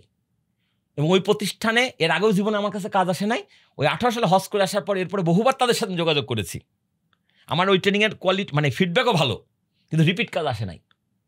আমি এখন বুঝি যে আল্লাহ পাক আসলে আমাকে আমার হজের পরিমাণ টাকা আমাকে পাওয়ার একটা উসিলা তৈরি করে দিয়েছেন। আরেকটা কথা বলি এই প্রসঙ্গে, হজে যাওয়ার 3 দিন আগে আমার নিজের অ্যাকাউন্টে যে টাকা পয়সা ছিল আমি সেগুলো সব আমার আব্বার অ্যাকাউন্টে ট্রান্সফার করে ফেলেছি। কেন? যে আমি হজে যাবো, হজের যা কোনো দায় দাবি রেখে যেতে আমার কাছে কেউ পাওনাদার নাই। আচ্ছা এখানে একটা কথা বলি, আমি কিন্তু দাবি করি আমি বাংলাদেশের অন্যতম ধনী লোক, কারণ আমার কাছে কেউ কোনো টাকা পান না। আমরা যাদেরকে ধনী লোক মনে করি, উমুক 1000 কোটি টাকা মালিক, দেখেন ব্যাংক তার কাছে 1500 কোটি টাকা পায়, প্লাসে মাইনাসে মাইনাস। আমি অনেক টাকার মালিক নই, কিন্তু আমার কাছে কেউ পাই না, এটাই হচ্ছে ধনীর প্রমাণ। ওকে, তো আমি হজে যাওয়ার আগে আমার অ্যাকাউন্টে যা টাকা পয়সা ছিল আমি সব আমার আব্বার অ্যাকাউন্টে ট্রান্সফার করে ফেলছি। আমার কাছে যাওয়ার ডলার মলার যা কেনা সব কিনে আমি রেডি, আমার কাছে ক্যাশ টাকা মানে হজে যাওয়ার টাকা আছে, এর বাইরে কোনো টাকা নাই। হঠাৎ করে হজে যাওয়ার 3 দিন আগে আমার যে এজেন্সি ফোন দিল, ওরা আবার এই ব্যবসাটা করে, মানে হজে যাওয়ার ঠিক আগ মুহূর্তে বলবে অমুকটা খরচ বেড়ে গেছে, জনপ্রতি এত টাকা দিতে হবে, এবং আপনি না দিলে মানে আপনি যাওয়াই পারলে আটকে দেয়। এটা ওদের ব্যবসার একটা টেকনিক, যাকে এটা নিয়ে আমি মানে না বলি। হঠাৎ করে আমার এজেন্সিতে ফোন আসলো যে আপনাদের দুজনের বাবদ আরও 5-10 হাজার টাকা দিতে হবে। আমার কয়েক লক্ষ টাকা আমার আব্বার অ্যাকাউন্টে আছে, কিন্তু আমার হাতে নাই কিন্তু টাকাটা, গট দ্য মেসেজ। আর আমার যে ব্যক্তিগত গাড়ির চালক যে আমার সাথে এখন আছে প্রায় 17 বছর, তখন ছিল 10 বছর হয়ে গেছে তার, সে কোনোদিন কিছু চায় না। হঠাৎ করে ওই সময় কেন তার মনে হয়েছে স্যার আমাকে একটা স্মার্টফোন কিনে দেবেন, জীবনে প্রথম চেয়েছে। মানে একটা 10 বছর আমার সাথে একমাত্র ড্রাইভার, সে যদি একটা আবদার করে তো চেতেই পারে, সে তো অল্প বেতনে চাকরি করে। হ্যাঁ, আমি বললাম যে তুমি কয় টাকার মধ্যে চাও? তা সে বললো স্যার 1,500 টাকার মধ্যে। তার মানে তখনও 10-12-20,000 টাকা সেট পাওয়া যায়, সে কম টাকার মধ্যে চেয়েছে। তাহলে এটা আমার এক ধরনের অব্লিগেশন, দিতে বাধ্য নয় কিন্তু আমার অব্লিগেশন। তাহলে শেষ মুহূর্তে আমার কত টাকা প্রয়োজন? 15,000 টাকা প্রয়োজন, যেটা আমার আব্বার কাছে আছে, আমার টাকাই, চাইলেই দিবে। আমি চিন্তা করছি যাওয়ার আগ মুহূর্তে শেষমেশ মানে কিছু না হলে আর তো এখন ইনকাম করার কোনো সুযোগও না, আমার হজে 10 দিন চলে এসছে, আব্বার কাছ থেকে নিয়ে ওদের 10,000 টাকা দিয়ে দেবো, ড্রাইভারকে 5,000 টাকা দিয়ে আমি হজে চলে যাব। ঠিক হজে যাওয়ার 2 দিন আগে বাংলাদেশে একটা বড় স্বনামধন্য কোম্পানির HR হেড আমাকে ফোন করে বলছে, রাজীব ভাই কালকে সকালে একটু আমাদের অফিসে আসতে পারবেন? আমি বললাম যে ভাই আমি তো এখন হজে যাওয়ার প্রস্তুতি নিচ্ছি, ট্রেনিং মেনিং করাতে পারবো না। না ট্রেনিং না, একটা জরুরি কাজ। কি কাজ? কয় আমাদের কোম্পানির হেড অফ সেলস নেওয়া হবে, ইন্টারভিউ কল করা হয়েছে, MD স্যার বলে দিয়েছেন এক্সটার্নাল টিমের পাশাপাশি ইন্টারনাল মানে ইন্টারভিউ বোর্ডের পাশাপাশি এক্সটার্নাল এক্সপার্ট হিসাবে আপনাকে বোর্ড মেম্বার করার জন্য। আমরা দেখে নেব লোকটার আদার্স যোগ্যতা, আর আপনি আমাদেরকে সার্টিফাই করবেন যে ওই লোকটা সেলসের খুঁটিনাটি বোঝে কিনা। যেহেতু আপনি একজন মানে সুপরিচিত সেলস ট্রেনার, আপনার এক্সপিরিয়েন্স আলোকে আমাদেরকে ওই জায়গাটা ক্লিয়ার করে দেবেন। MD স্যারের রিকোয়ারমেন্ট যে আপনি এই বোর্ডের মেম্বার, এটা তো আমাদের একটা অনার, এটা টাকা পয়সার ব্যাপার না। হ্যাঁ, এবং এটার জন্য আমার বেশি সময় লাগবে না, তখন আমি ফ্রি, আমার কোনো ট্রেনিংও নেই। আমি রাজি হয়ে গেলাম। ট্রেনিংটা আমি সারাদিন ইন্টারভিউ নিলাম। ইন্টারভিউতে আমরা একজন ঠিক করলাম সঠিক, মানে বোর্ডের সাথে আমিও সব কাগজপত্র সই করে, মানে ওটা ইন্টারভিউ ফাইনাল হয়ে গেল। হঠাৎ বলছে, রাজীব এখানটা সই করেন তো। আমি কিসের? করেন। কি এটা? কয় যে আপনি আসলেন কনভিন্স। আমি তো ভাই কনভিন্স তো আমি চাইনি, আপনারা আমাকে, আমার মতো একজন ট্রেনারকে আপনাদের হেড অফ সেলস নিয়োগের ইন্টারভিউ বোর্ডের এক্সটার্নাল এক্সপার্ট হিসাবে যুক্ত করেছেন, এটাই তো আমার জন্য বিশাল সম্মানের ব্যাপার। আমাকে 10টা ট্রেনিং দিলেও আমি এত খুশি হতাম না, যেটা এই সম্মানটা পেলাম। এটা তো আমার একটা অনার। আমি কোনো টাকা পয়সার জন্য এই কাজটা করতে আসি নাই, বা আমি সময় বেচতে আসি নাই আপনার কাছে। আমি খুশি মানে বলছে, HR হেড বলছে, স্যার রাজীব ভাই আপনি যখন এটা না নেন, এইটা আমার জন্য সমস্যা হয়ে যাবে, কারণ অলরেডি আপনার নামে এটা অ্যাপ্রুভাল হয়ে অ্যাকাউন্টস থেকে আমি টাকা তুলে এনেছি। এখন এটা ফেরত দেওয়াটা ঝামেলা, আপনাকে নিতেই হবে, নিয়ে আপনি যা খুশি তাই করেন গা। ওনার সাথে আমার বন্ধুত্বপূর্ণ সম্পর্ক। তা আমি বললাম আচ্ছা ঠিক আছে, বলে সই করে দিলাম। কী দিছে আমি জানি না। বাসায় এসে দেখি ওখানে 15,000 টাকা আছে। আমি আমার ড্রাইভারকে বললাম, বেটা তোমাকে 20,000 টাকা সেট চাইলি না কেন?